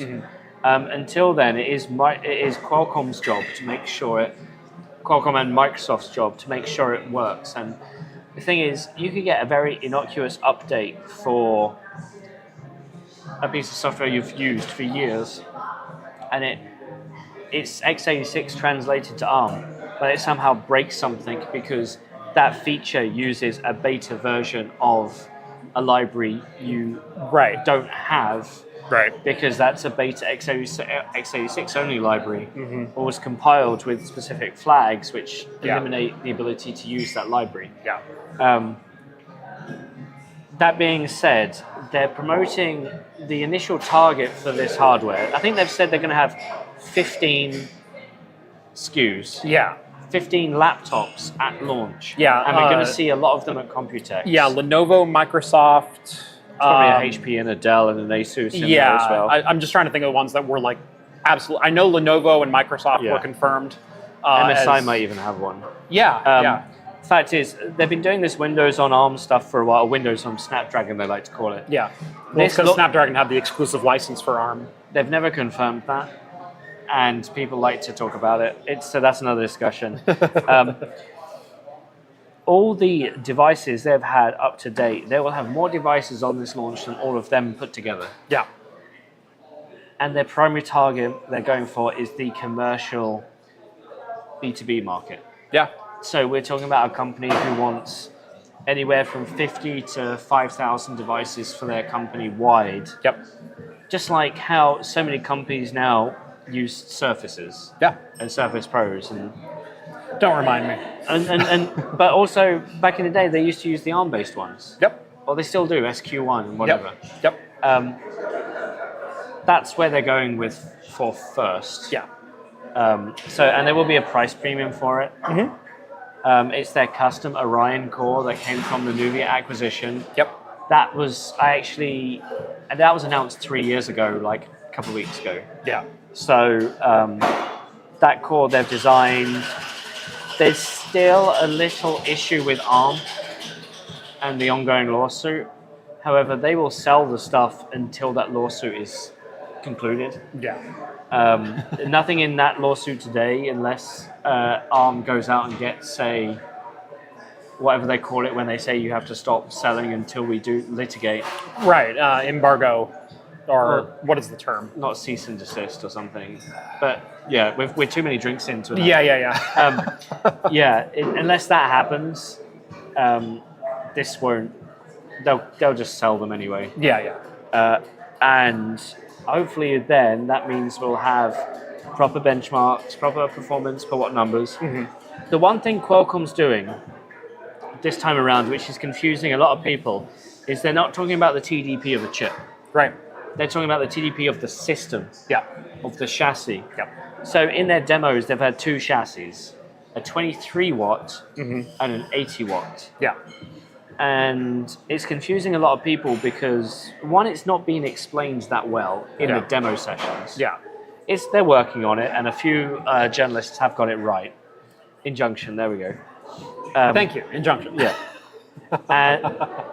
So it means that a 23 watt chassis may be a 15 watt TDP CPU. But then you add RAM and storage and everything else. But because AMD and Intel and others all talk about the TDP of the processor, not the system, people are having a hard time plotting them both on the same graph. And I think that's by design in the marketing to a certain extent. I think so. There are people who don't like that. I mean, there are people internally at Qualcomm who don't like that approach. There is an inherent issue with that when it comes to journalism, because how do you draw a comparison between two systems? You're not meant to. That's the point. I know. So, and wall power is always a very weird thing because you have the losses in the power and it's supply. very difficult to measure on laptops. If you have if you only have a laptop charger that's 85% efficient, but you don't know how efficient it is. Right. It's the same with trying to measure power of a PC Yep. at the wall. Yep. It's a number. Yeah. But there's The other thing is laptop charging systems all work differently too. One of the best ways to measure a laptop performance or power draw, because you're charging the battery, you're not measuring the power consumed by the system. That's exactly right. And so some of them will draw faster will draw their power from the battery and then back charge the battery. And they'll do it in a way where it does like burst rates, where it'll... Yeah, and it doesn't matter if your battery is full. Yeah. Because technically it ends up being in a low charging mode anyway. Right. Or it might go down to 95, then back up to 100, then down to... Yeah. So, and that's why Anantech, Andre used to tool the systems. You'd actually put power into the PMIC and do a live reading. Yeah. And I know there are a few journalists trying to do that today. You have to. Thing is, if you know how to do that, and you're in journalism, you are hideously underemployed. Right. You should be working for Qualcomm to... You should be earning a lot more. One of the reasons why I left Anantech in the end. Yeah. Funnily enough, just celebrated the 2-year anniversary of More Than More. 4 years of Tech Potato as well. I didn't realize until the day after that I'd incorporated my company on Pi Day. Nice. That was by fluke, because I sent stuff to my accountant and said, sort it. That's really funny, because mine's on St. Patrick's Day. Mine's 3 days later. Okay. Fair enough. It's just a point where we have to organize yearly get-togethers now to celebrate anniversaries. So if anybody's wondering, the business is going really well. Nice. Really, really glad I made the transition away from Anantech to doing what I do now. By the way, I think we're 2 blocks away from the restaurant where you told them that you were leaving too. Like, this is literally right around the corner. No, I told them I was leaving over the... Okay. Yeah. That's a conversation we can have. Yeah. Afterwards, but I know what you're talking about. Yeah. So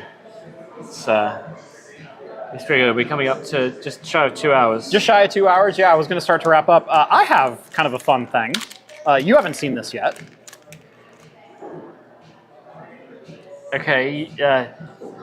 You've managed to get one of the cheap 10-cent per PCB vendors in China. No. No. This is PCBWay. So. Singapore. They're China. Okay.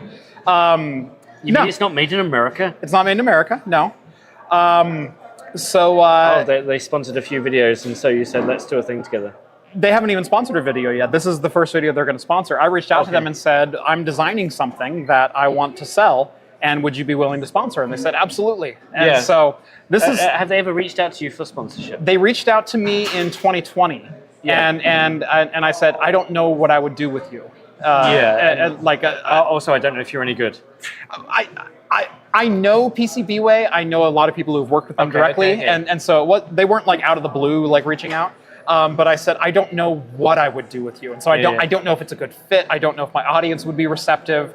So I pushed back just a little bit. I said, I'm happy to run advertisements, but I don't design things. I don't know what I would do with you. Anyway, I actually pulled up that email and then just responded to it like 3.5 years later and said, hey, I don't even know if you're still alive or the person to talk to or whatever else, but I'm designing a product, and if you would like to sponsor me, this might be a great opportunity. And they responded to me like 6 hours later and said, we'd love to. Yeah, they do feel like the sort of company that would be like that. Yeah. I'm designing a product. This is my first home lab product. This is literally prototype board 001 off the production line. And I'll go ahead and do a soft announcement here. So one of the most frustrating things of working with small, medium businesses is managing data centers or server racks or just equipment that you're remotely I'm getting a few of the jokes. Just by Yeah, looking at it. there's some jokes in there. Yeah. But remote management, remote monitoring for servers that you don't literally sit right next to all day long. I had a colleague call me about probably 2 or 3 months ago and said, hey, do you remember when we used to work for our old office and we had a bunch of remote clients and we always needed temperature sensors? And the only way to get temperature sensors affordably was to add an environmental sensor to our UPS unit so we could register it via SNMP and report with our monitoring software. And I said, yeah, and that solution was like $700 per rack. And he goes, yeah, it was $500 for the card and then $100 for each probe. It was ridiculous. Oof, yeah. Because you have to have it tuned for a thermocouple. Right. Thermocouples are cheap if you buy them in bulk, but they're not accurate. Right. But basically, the solution that we would always come up with is we would spend $1,000 on a UPS unit, but then we would spend $500 on a management card that had environmental thermocouples that you could add to it, so we could monitor the front and the back of the rack. So I'm developing this. This is what's funny is the name on it is AI generated. So this is Axe Effect. We typed a product name into a name generator and it came out with Axe Effect, and I said, I love it. And so this and it looks like a guitar. It does, yeah, exactly. So we modeled it after a guitar. A 3-string guitar, but a guitar. Right. Anyway, this is based off an RP2040, a Raspberry Pi Pico. And right now we're just using the Pico development board. So literally a board soldered to another board. With a thermal sensor at the very end of it, on the very top of it. Basically, the premise of this board is you upload a configuration over serial so it can connect to Wi-Fi, and you get your SNMP traps and any other configuration data that you need. It's got a Wi-Fi module on it. It does have a Wi-Fi module on it. It's Wi-Fi. The Pico W has a Wi-Fi module. Pico W. That's why it's W. That's right. Okay. So Duh. Anyway, you upload your Wi-Fi configuration and your SNMP traps and any other information that you need. You then unplug it from serial, you plug it into USB power, it auto-connects to your Wi-Fi, and then this is an SNMP receiver and transmitter. It will receive SNMP queries and respond with pressure, temperature, and humidity. So you got a MEMS sensor on the end here. Yep. Yeah, it's a BM 280. So it does temperature, pressure, and humidity. And I'm hoping, basically this is going to go in like multi-phase. I'm trying to Kickstarter it myself without going to Kickstarter, because screw anyone who goes to Kickstarter. I'm going to try to sell these for about $60 a piece as an SNMP temperature monitor for your server rack. The initial version is going to be Wi-Fi only, and it's going to be based on, like I said, the Raspberry Pi Pico development board. We're going to sell, I'm hoping, about 300 of these development boards. Once those sell, I'm going to pay for development to do 2 different models that are bespoke boards. We're going to take the RP2040, not the dev board, but the actual chip. We're going to design 2 bespoke boards, one of which is going to be a Wi-Fi connected board. The other is going to be a PoE Ethernet connected board. So all you have to do is... Yeah, because you don't want everything to be micro USB. Right. The final retail version will also be USB-C. So the Pico dev board is USB micro. There was no getting around that. Yeah, because you need a retimer for the reversibility of Type-C. Yeah. Exactly. So yeah, the final version will be USB-C for power. And we will have 2 different models. We'll have one that's Wi-Fi, and we'll have another that is Ethernet and PoE. Go ahead. You knew that was going to happen. I knew that was going to happen. Yeah, this is a project I've been working on for the last 2 or 3 months because an old colleague said, hey, this is a hole in the market that you might be able to do something about. And so I reached out to a couple other colleagues that I have. We started developing a board, and this is literally version 1 of that board. I can tell you something about this that you don't know I know. What do you know that I don't know that you know? It's an 8-layer PCB. It is an 8-layer PCB. That's it. Very nice. I could count the layers. Yep. That's why I had to get my light out of my phone. I was wondering what you were doing there. I'm a bit too drunk to see it in the dark. Yeah. But years of reviewing motherboards means I can count PCB layers. Yep. How nerdy is that? But yeah, little tiny module. We are going to be 3D printing cases for this initial run. With the final run of products, I'm hoping to go injection molding. Because right now I'm just going to be printing these off at home. What, PMMA? Yeah. Okay. But yeah, this is a product that I'm hoping will help out a lot of home labbers, small, medium-sized businesses. If you need a remote temperature sensor that responds to SNMP, the problem in the market right now is you can get a sensor that hooks up to Google Assistant or Alexa or whatever else, and will record 24 hours of temperature data for you.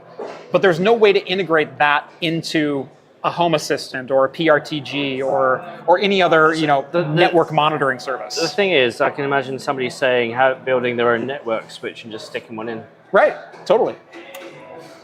And maybe we'll provide, down the road we'll provide a module for that. Yeah. An internal Ethernet connection or something like that. But can you do it over I2C or? Yeah, it's I2C. Yeah. Yeah. So I'm very excited about this. My goal retail price is going to be between $60 and $65. What's the temperature range? Temperature range is habitable, 0 to 100. Okay. I think the actual range is -15C to 150. I think to 150 or something like that. Yeah. Okay. What's the accuracy level? We are working on that right now. We're coming up with some calibration tests to make sure that everything is accurate. My goal is sub 1C accuracy. Not necessarily down to the 0.1. We're not going for like refrigeration or crematorium levels of accuracy. Yeah. But a server rack, should the AC be on, is the AC running? Yeah. Kind of thing. Yeah. And 1C of accuracy, that's going to be more than enough for basically everyone in a small, medium business environment or home lab to know if their cooling system is at a rate of like what, 1 hertz or right. Yeah. Makes sense. So yeah, I saw an opportunity in the market, so I developed something that might take advantage of that opportunity. And if this is successful, this will not be the only product that I develop that could help home labbers and small, medium-sized businesses. I've already got 2 other products in mind. I'm not going to mention them on air because I haven't copyrighted them yet. Do you look at what Wendell does with his I look stuff, at the KVM solution and I you're go, like, you wanker. I want to do that. That's kind of... I'm pretty sure that's half of his financial business now. That was kind of the impetus for going, fuck it, I'm going to pay someone to develop this. I mean, it really was. It's like, Wendell saw something that he goes, no one builds a good KVM. Why does no one build a good KVM? I'm going to build the KVM of my dreams. And he goes out and does it. Well, no, turns out it's hard. Yeah, it turns out it's really hard, and it's hard for a number of reasons from every which way. But the difficulty is in time and effort, not as in technical. Right, exactly. And yeah. And so something like this... Well, it means he can charge a premium for because he's the only one who offers it. Right. Until somebody at China steals his design. Right, exactly. But I'm trying to enter this market not necessarily to capture the premium market, but to undercut the existing market. Yeah. And so it is a little bit of a different strategy. I love undercutting markets. I love reviewing AliExpress motherboards and off-market Xeons and things like that. How old are your children? 11, 6, and 2.5. So, has it really been 2.5 years since I left my... It has been. Yeah. Almost 3. This is going to pay for his kids' college tuition. I actually told, so the colleague that suggested this to me, because I've been doing YouTube for a long time, 2017, I've worked with that guy since 2009. He and I have a very long working relationship together. And I said, I'm going to be so livid, but also so thrilled if this is the thing that ends up paying my mortgage. And I think it will be, based on just surveying my Discord, just surveying a couple of people who are in buying positions. Yeah. I already have potentially like 2,000 to 3,000 orders just from the sub 1,000 people on my Discord. It's for the first gen shipping. Put in an Easter egg that labels it as first gen. Yeah. A golden goose or something. So we are going to do. I am going to A limited number run. While it is going to be based on an RP2040, the end result board is going to be a copyrighted board. It's not going to be open source. It's a fairly simple board, but at the same time, I'm going to be multiple thousands of dollars into. I'm already over $2,000 into development just to get this far because I'm not a circuit designer. Which means you don't have a family holiday. Right. This year. Right. But and then when we go to make the bespoke boards, I'm going to be 3 times that because now we're not just using the dev board. We've got to source a Wi-Fi module that's FCC certified, so we make sure we're in compliance. We've got there's so much involved with even a product like this, and then being able to get it out at a reasonable rate. That's not $500 for the existing market. But I'm very excited for where this could go. So nice. Yes. Yeah, I've been talking about it openly on the Discord for about 3 weeks now, but I just got the circuit boards in yesterday, so I figured I would show one. How many did you get in? I got 15. This is the validation run. Okay. So we got in 15 boards. I'm going to send 5 to my developer. I'm going to send 2 each to 2 different beta testers that I have. Okay. So once we have some firmware written, they're going to start testing them for us. And then I've got 5 for myself and then a couple extras. Well, this is mine. You know what? You can have that one. That leaves me with 14, so I'd better be with it.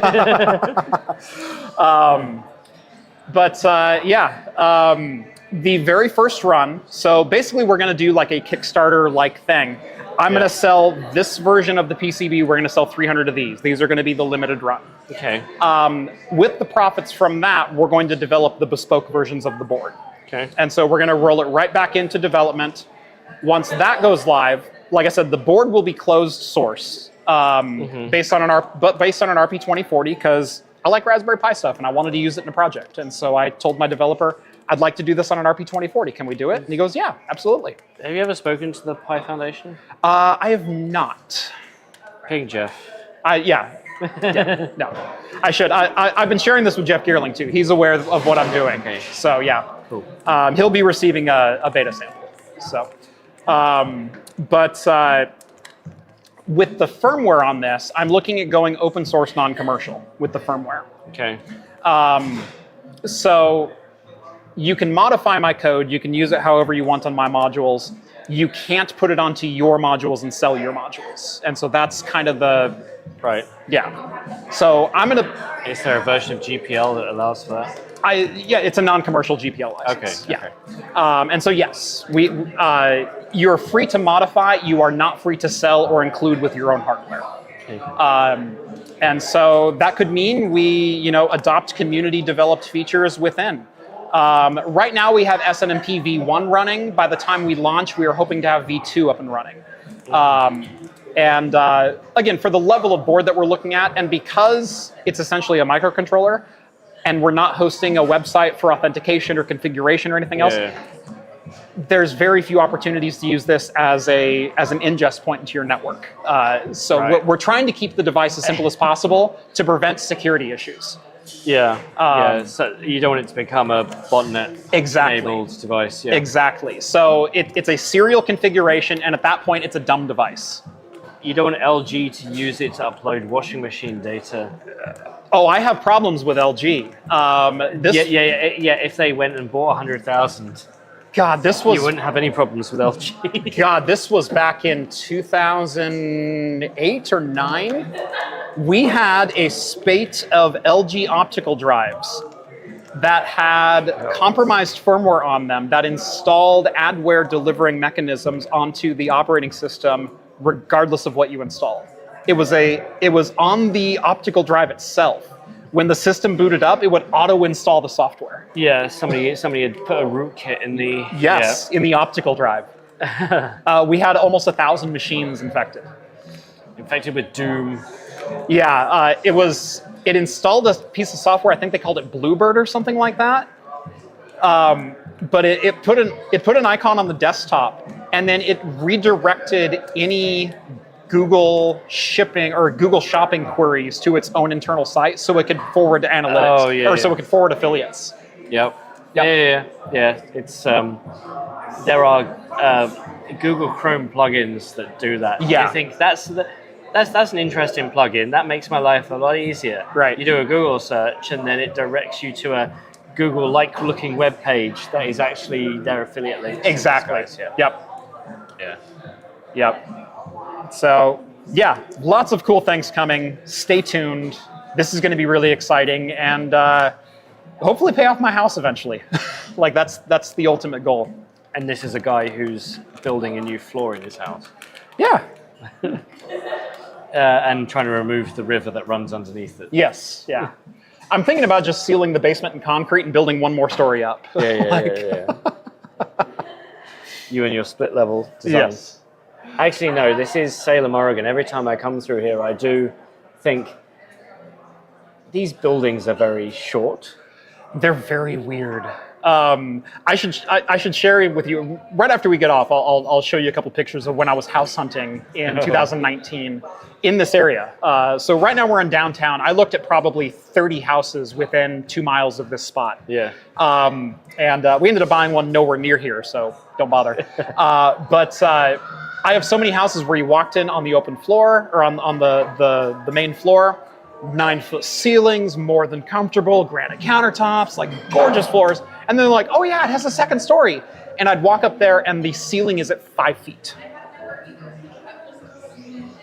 So, I mean, you'd be okay.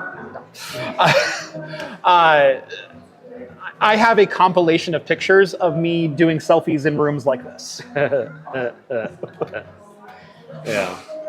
I think I was lucky. I think we put an offer in on the 5th house we saw. Okay. Yeah. And we didn't get the price we wanted, but we still got below asking. Mm-hmm. And they wanted to sell quickly, and they had only listed it on one realtor's page. So there wasn't a lot of interest. Yeah. And then within 2 years of buying it, we could, if we'd have bought it 2 years later, we could have never afforded it. Right. I'm in that situation right now with my house. We bought ours in 2019. We got ours for exactly asking price in a market that it was not uncommon to overbid by 15 to 20%. Yeah. Because it was on one realtor's page. It was, How much of a down payment did you have? We had, it wasn't 20%, but it was close. Okay, that's still pretty good. 17%, I think, is what we put down, or something like that. Yeah. We did 17%, and we said we will buy at the asking price, not a penny more, and seller pays closing. Okay. So we got them to pay closing too, nice. And they did it. Nice. So, but no, it's I've just come to the end of my fixed term and remortgaged. Yeah. With the higher interest rates now. Yeah. It's a bit rough. Yep. I'm still on the low interest rate, which I'm happy for. I'd like to refinance, but the problem is... When is your fixed rate end, though? Sorry, proper adult shit. Right. No, it is a fixed rate. Gosh. When did you buy? 2019? 2019. So if you went a 5-year fixed rate, it'd be this year. Yeah, I would. I need to double check on that. We're at a 3.1. I need to see. Okay. Yeah, in the UK. Way better than a 5.9. Yeah, in the UK, 2 and 5 year fixed are common. Okay. I went up from 2.35 to 4.3. Yeah. Okay. Yeah, I'll need to double check. Well, we're moving from a 5-year fix to a 2-year fix. Yeah, I think we're on a 5-year fix. So yeah, it'd be December this year. Thanks. Yeah. Thank you for reminding me. Yeah, you got to sign all those. Yeah. Dude, somebody's got a 15-year fixed. Wait, no, that's a 15-year term, not a 15-year fix. Yeah. Term and fixed are different. Yeah. Anyway. Yeah. So if you want more adult chat about mortgage rates, tune in. Mortgage rate chat. Tune in to Tech Deals. Yeah, there you go. No, seriously, you can happily talk for 3 hours about mortgage rates. God damn it, love you, man. I'll be in Dallas soon. No worries. There you go. George, watching the show. I don't think he was watching earlier because we did talk about Gaudi 3. Did we talk about MXFP? So MXFP, you remember when I said that one of the things that AI is searching for is this reduced precision formats. Instead of single precision, double precision, FP32, FP612, we're now going down to FP16, Int8, and now companies are talking about FP4. FP4, yeah. So in FP4, 1 plus a half equals 2. Yeah. Yeah. Which is stupid. But one of the ways, so the point is that the math of machine learning is fuzzy enough that it can still be accurate while taking in some really inaccurate math as long as the scaling works. Yeah. And you want to use fewer bits because if the architecture is designed for fewer bits, you can do double the operations per second with half the bits. Yeah. However, FP4 using 4 bits in floating point may not be accurate enough for some things. Yeah. So rather than go to FP8, which halves your thing, you stay at FP4, but you have, say, a block of 32 data points that have a 8-bit offset. So your total amount of space you're spending is 32 times 4 bits plus 8. Okay. Rather than 32 times 12. Right. And the whole point is, if you batch your math this way, you keep the region of accuracy and range on the number line where you need it. Yeah. So the best way to example this is imagine your math is between 0 and 10. As long as you keep within that range with the relevant accuracy, you'll be fine. You don't let it fly outside of... Yeah. But if your math is between, say, 100 and 110, it doesn't work because all your numbers are represented here. Right. But if you're an offset of 100, you've now moved where your area of interest is, and the math works. Yeah. As long as you remember where the offset is. Oh, fire engine. Fire truck. And that's the concepts behind MXFP. Okay. So it's a mix. It's what they're calling it. They're calling it a number of things. It's like block float. So you have floating point operations, and then you have this 8-bit block. Okay. That's attached to it. Right. So one of the things, and you can skew that whichever you basically to whatever block you need it to go. You're playing with the number line. Gotcha. Okay. One of the first time I saw this mentioned, like putting too much air in a balloon, and sorry. Yeah. The first time I saw this mentioned was a Microsoft paper back in 2021. First time I saw it being mentioned in silicon was Tesla with their Dojo wafer scale, which we think is dead, kind of. Not 100% sure. Yeah. Most of the important people have left the project. Yeah. But the first people to put it in silicon, we think, were Microsoft with their Maya chip. Then we saw NVIDIA talk about it with Blackwell. And now we're seeing Intel talk about it. Yeah. NVIDIA call it microscaling. And if you today look at the latest video on my channel, I didn't do these are the Blackwell specs. That's what everybody else did. I said, this is the feature they didn't tell us about in the briefing or the keynote, but it's in the white paper and the website, and this is what is actually going to change the industry. Okay. So the thumbnail says NVIDIA's secret tool. I have a version of the thumbnail where the 2 O's of tool are on my eyes. So it looks like I'm NVIDIA's secret tool. Nice. Unfortunately, I couldn't get the thumbnail to work with that. Yeah. People in the community would understand it's comedic. Yeah. Outside the community wouldn't, so I didn't. But yeah, it's and the fact that Intel are also talking about it. I'm not 100% sure whether they're talking about it in that we support it in software or we support it in hardware. I need to go back and look. Okay. It might be coming to Xeon 6. Okay. And it's just a tool to make AI more efficient, and everybody's complaining about how much power AI is taking. Yeah. The best thing to think about AI is that AI is 2 workloads: training and inference. Yes. So making the model and using the model. Yep. Making the model is a very fixed amount of compute. Think of it like a cube, right? You know how much you want to compute with how much data you have. Inference using the model is lumpy. You don't know when it's going to be used, how it's going to be used, how much it's going to be used. Right. It's like the electricity grid. Yeah. Right? During a sports game, Yeah. during the break, during the halftime, your electricity grid is going to go up in consumption because people are going to make coffee and tea and whatever. Yeah. So the point is, an inference workload is lumpy. You're not sure what query to a language model or whatever else is going to pull from how many different sectors based on the query. Well, so that's another feature called mixture of experts. Okay. Which we go into. Yeah. But the point is, you don't know how many is going to come in any particular day, especially if you're offering a corporate service, like a chatbot on a help engine. Yeah. Which means you're going to get most of your queries between 9 and 5. Yeah. So how do you make your workload more power efficient in general? And how do you build your infrastructure to scale at a given time? Yeah. And then maybe you're running a mixture of models. And so, or something happens in the stock market and somehow some AI agent gets higher demands than usual.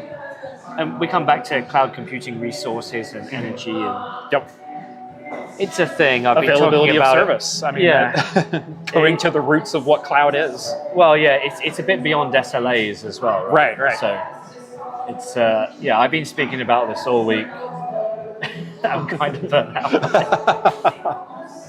Well, it is 20 past the hour. I think that is a fantastic 2-hour. Fantastic 2-hour stream. Ian, I know you've been on the road literally for like 4 days straight.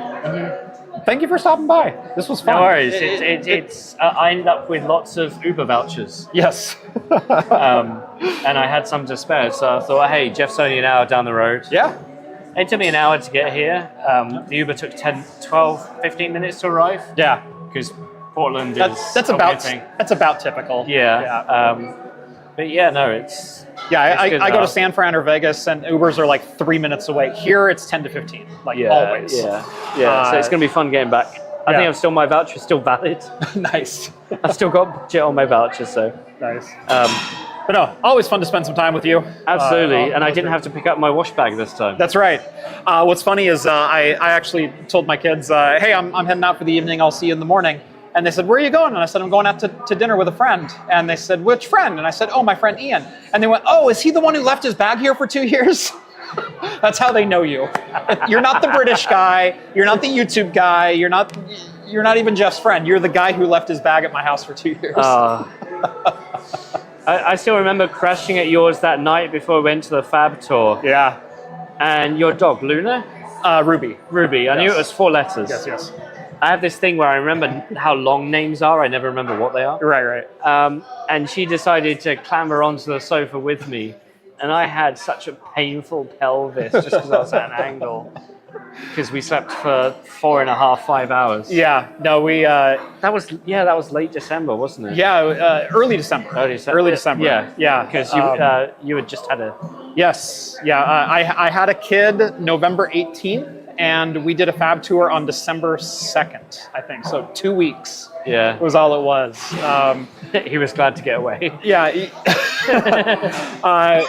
You had a bunch of stuff that you were doing the day before, and you ended up coming to Salem, having dinner with someone, and then you came to my house, and we were going to do Talking Heads, and we were going to do it at our 6 p.m. time.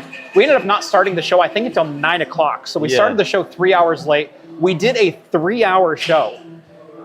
So we didn't get off the show till midnight. And then after a show, you're kind of amped up, so you don't go to sleep for another 2 hours. It was 2 o'clock before we got to bed. We had to be on Intel campus at 6 a.m.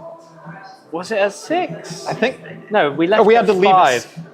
Did we have to leave at 6 or be there at 6? It was something like that. We also had to stop at my hotel because I wanted to shower. That's right, yeah. It's, and also, we got to my place and realized I'd left my wash bag at yours. Yeah. I think we're good, yeah. So we also had to go to the Walmart and get deodorant. Yes. That was... Ian showered while I bought him a new toiletry bag. And then we put on bunny suits and had a fantastic day. It's... Yeah, no, yeah, and I went to that fab today as well. Yeah, nice. Sorry, at such short notice, I couldn't get you in. That's okay. That's totally okay. So yeah, cool. yeah, no. Anytime I get to spend with you is fantastic. Thank you all so much for watching. I know this was kind of an impromptu episode, but we didn't do one yesterday. I figured we'd turn the camera on and just have a chat today. So thank you all for joining. Thank you so much. This has been episode 329 of Talking Heads. Join us every Wednesday night at 6 p.m. Pacific time for the latest in... Put your wallet away. I got it. Yes. What? You sorted it all out. Okay. I'm an Gosh. analyst. All right. He does make more than me, so that's fair.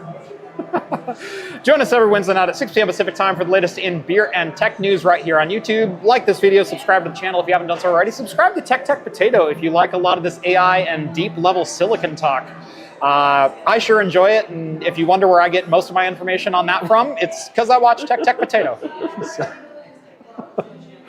Anything else go to the order before we close? He's Jeff. I'm Jeff. That's right, as always. I'm not Rhett. You're not Rhett. Thank you so much for watching. We'll see you next week.